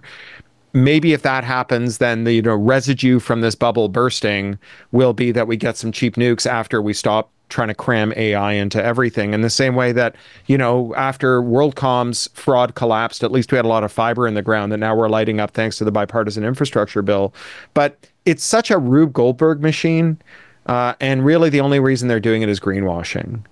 The wind and solar, though, are not consistent, right? They're not baseline. Yeah, but we also have like new batteries and we have new baseline stuff. Yeah, we need battery technology. I mean, there's the Finnish thing, the gravity battery, where isn't they're that just cool? using an old coal mine and they're just like hoisting giant rocks to the top of a multi-mile shaft during the day and then lowering it at night.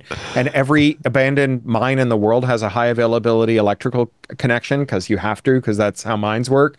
And so all of them have giant shafts that you can just lower rocks down all day, and there's more than enough to provide the world's base load if that works out. So there's a lot of possibilities. There's options. All right, let's take one more break, and Brian really says I have a lot to say about Netflix, so we'll give you a chance to say a lot of things about Netflix. Their quarterly results came out. Looks like they're doing well, but maybe Brian has some other thoughts. We'll find out in just a bit. You're watching This Week in Tech with an excellent panel. I never want to end the shows when we have people like Corey and Brian and Jason on. I learned so much listening. I hope you're enjoying it. And we're glad you're here. Our show today brought to you by Fundrise. You know what? So, venture capital is widely seen as one of the most lucrative asset classes in the world. Just look at the S&P 500. Nearly every major tech company on the list once funded by venture capital firms, producing billions of dollars of profit in the process. But the truth is, if you've ever tried to invest in one of these, the biggest venture funds are almost entirely funded by institutional investors like endowments, sovereign wealth funds. Unless you know a guy who knows a guy, you and 99.9% of individual investors will not get to participate in the pre-IPO growth of any of these blue chip companies. And it's happening again. Look at the biggest names in AI, for instance. Almost all of them still private. just out of reach of your portfolio. This is a very cool way to add them to your portfolio. The Fundrise Innovation Fund. It's changing it. It's a more than $125 million fund, holds some of the most exciting pre-IPO tech companies in the world, and it's designed specifically for individual investors. This time you can get in early. Fundrise, F-U-N-D, fundrise.com/twit. Now, of course, carefully consider the investment material before investing, including objectives, risks, charges, and expenses. This and other information can be found in the Innovations Fund's prospectus at fundrise.com/innovation. And it is a requirement of the SEC that I tell you this is a paid advertisement. If you didn't know, fundrise.com/twit. And we thank him so much for the support of This Week in Tech. So, Netflix. I thought they had a pretty good quarter. They showed that they could do well with ad-supported broadcasting. Their ad tier members jumped 35%. And more than half of the signups in the third quarter were for the ad tier. That's amazing. In countries where it was offered. $43 billion in revenue for the year 2025. Sounds pretty good. I'm going to presume their profit margin is pretty good as well, right? And the market liked it. Earnings per share, $5.40. That's well over expectations. Revenue, $9.83 billion, also above expectations. So, of all the streaming services, which seem to be struggling mightily, Netflix seems to be the sole winner, right, Brian? Yes, and you thought I was going to do a contrary take, but I thought you were. Yeah, I was setting you up to say no. No. What I want to point out, because since I do a daily show, Tech Meme Right Home, when earnings season comes around, people yell at me. They're like, my eyes glaze over with the numbers or whatever. So on this one, I was like, listen, they're adding subscribers, their margins are growing. I want you to focus in on one thing, which is they had net income of $2.4 billion this quarter, which means they're about to pass net income of $10 billion a year. That's amazing. So, but here's why this is amazing. It was less than 2 years ago that they had lost subscribers for the first time, so that they had 5 million additional. I just said no numbers. We thought that growing subscribers in a quarter by 5 million was in the past because they'd hit the law of large numbers or whatever.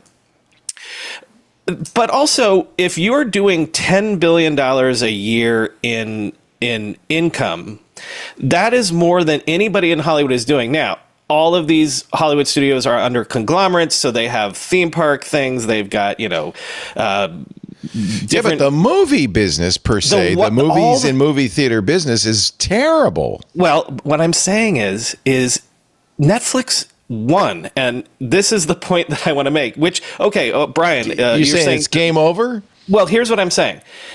First of all, listen to the trajectory of this company. And by me saying Netflix is an amazing company, Brian is not staking out any new thing, but they beat Blockbuster, right? They created the first streaming product that people wanted, even though Bill Gates and the cable companies and everyone in Hollywood knew it was coming for 20 years. Netflix went and did it. They survived the Quickster debacle. They survived everyone and their mother jumping on their turf with their own streaming products. And then the last 2 or 3 years about them was, well, yes, but they have all this debt because they took out $15 billion in long-term debt to continue to make the content. And everyone on Wall Street was like, or the bears at least, were like, it's great that they're spending all this money on content, but when are they going to pay for it? They're paying for it now.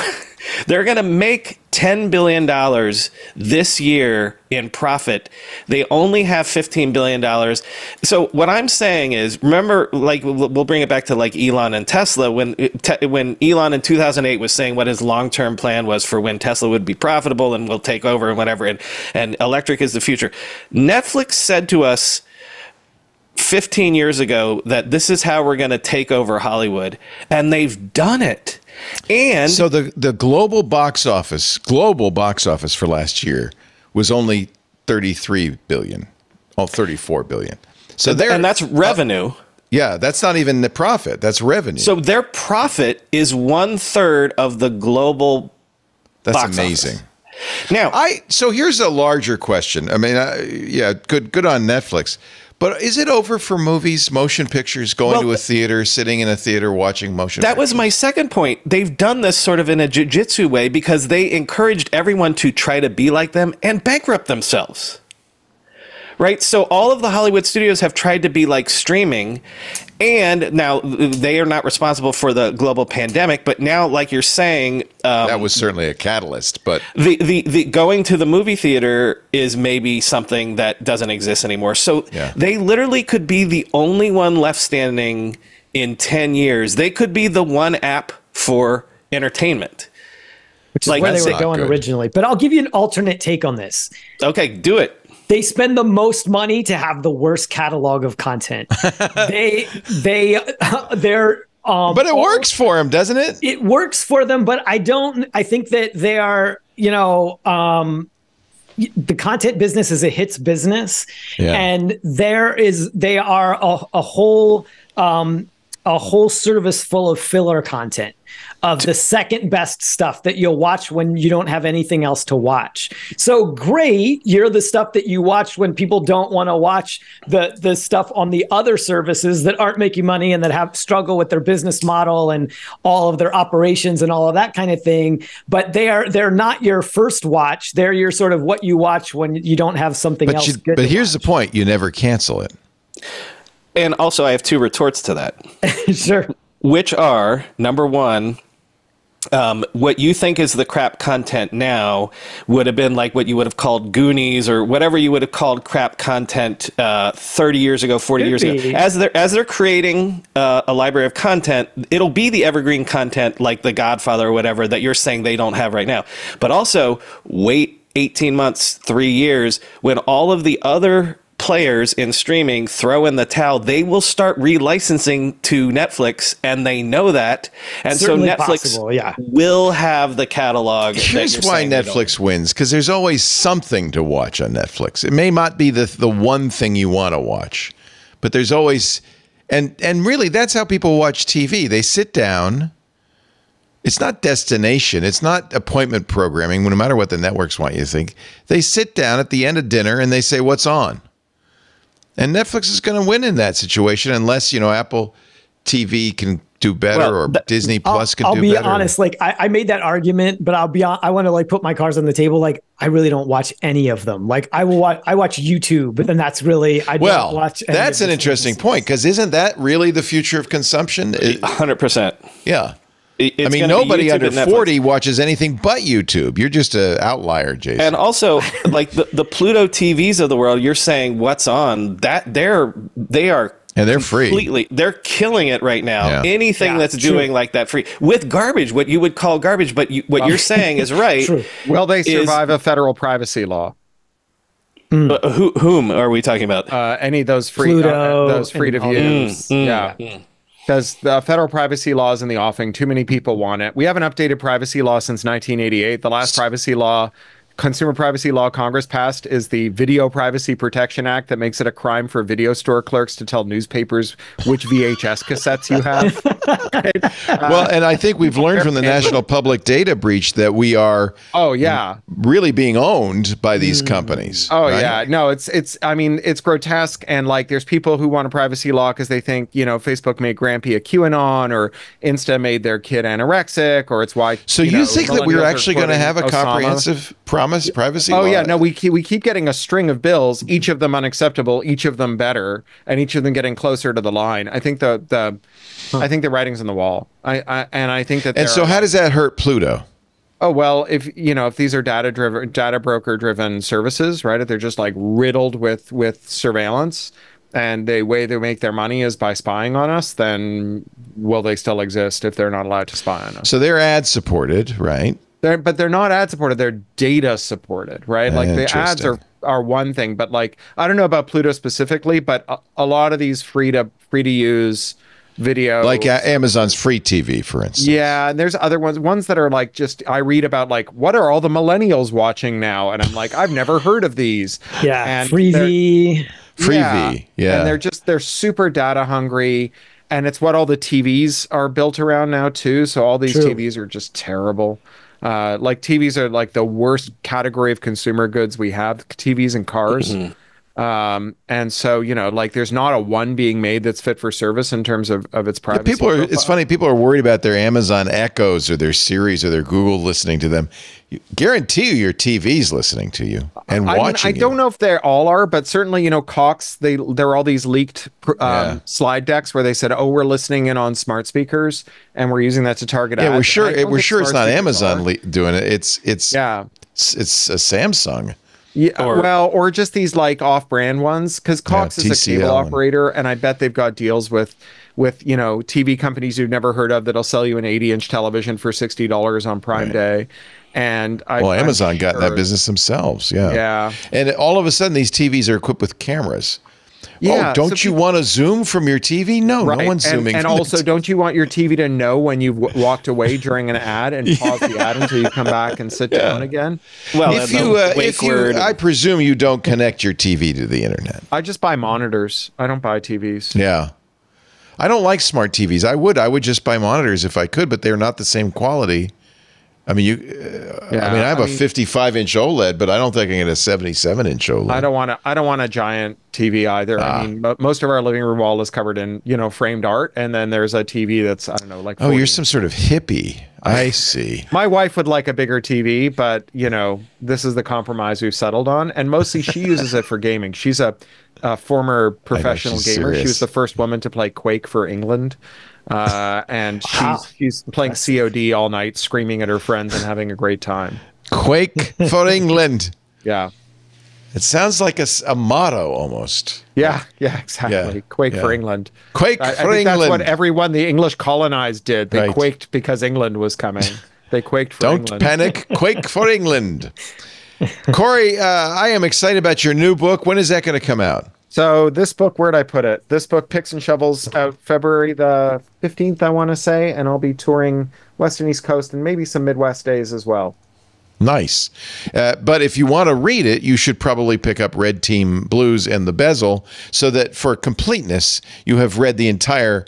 And will it only be a trilogy? I tell you, when I met Martin Hench, I thought this is the next James Bond. I think you've got a movie film-worthy series here. By the way, this is an old post. He is not going to all those places. This is from April. That's the last tour. I've been out on tour for like 3 years. Like I said, I wrote 9 books during lockdown, so that's I've just incredible. Been out constantly. Wow. But I have some others on the drawing board. There's just so much else I want to write, though. I got to finish the Enshittification book. Then there's the graphic novel. There's probably a documentary in the offing. I'm writing a series for a national broadcaster. So there's just a lot of other stuff. And then it's like I do my brief at EFF is antitrust, right? This is like the busiest time in the history of tech antitrust ever. So I'm busy with that. And my kid's going to college, and I'm working with her on her college application. Wait a minute. Your Posey's going to college? Yeah, I can't believe it. Homecoming yesterday. She had a frock and everything. Wow. Yeah. A frock. A frock. She had a frock. It's not a frock, Dad. Yeah. Is she anglicized? Is she kind of got that kind of... No. She's lost her accent entirely. When we moved here, she had an actual Cockney accent from growing up in East London. Oh, I love that. I wasn't doing nothing. Nothing. I'm not doing nothing. But yeah, now she grew up in the Valley. She's a Valley girl. Okay. Like a Burbanker. Sure. So Checkpoint Capitalism and the Internet Con. Yeah. Those go together for sure. They're really like awesome books. And Enshittification when it comes out. And there's Posey's book, Posey the Monster Slayer. There's her book. So yep. It's all there at craphound.com, my friends. And what is your preferred way for people to buy them? Any way you want to buy them is fine with me. You can buy the ebooks for me and they come DRM free, but you know, as we all know, the platforms have made it very hard to sideload content. So unless you're Well, the kind of person who watches tech TV, you might struggle. Yeah, get Caliber. You want Caliber. Everybody should have that running full time in the background. But you know, you can get them anywhere. They're DRM free everywhere. I don't allow my books to be sold with DRM, so you know, get them wherever you want. Ebook, audiobook, bookshop.org if you want a hardcover. Yeah.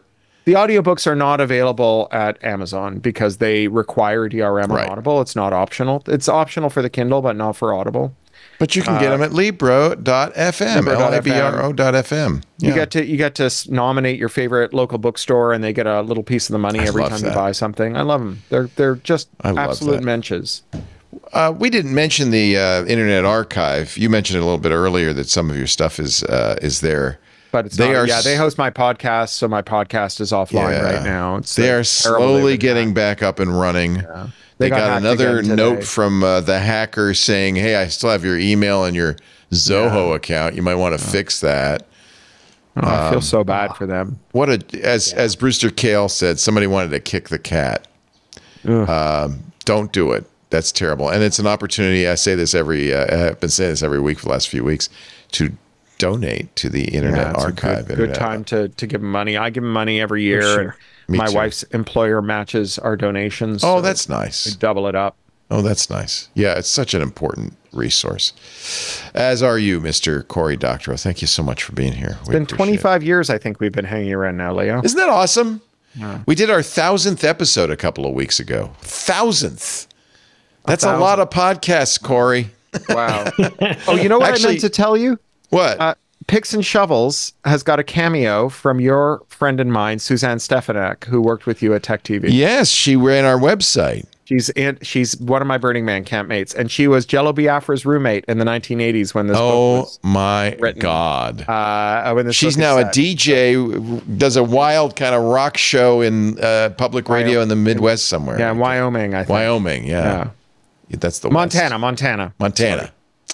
Well, give Suzanne my regards. She was she was the editor-in-chief of the website of the site.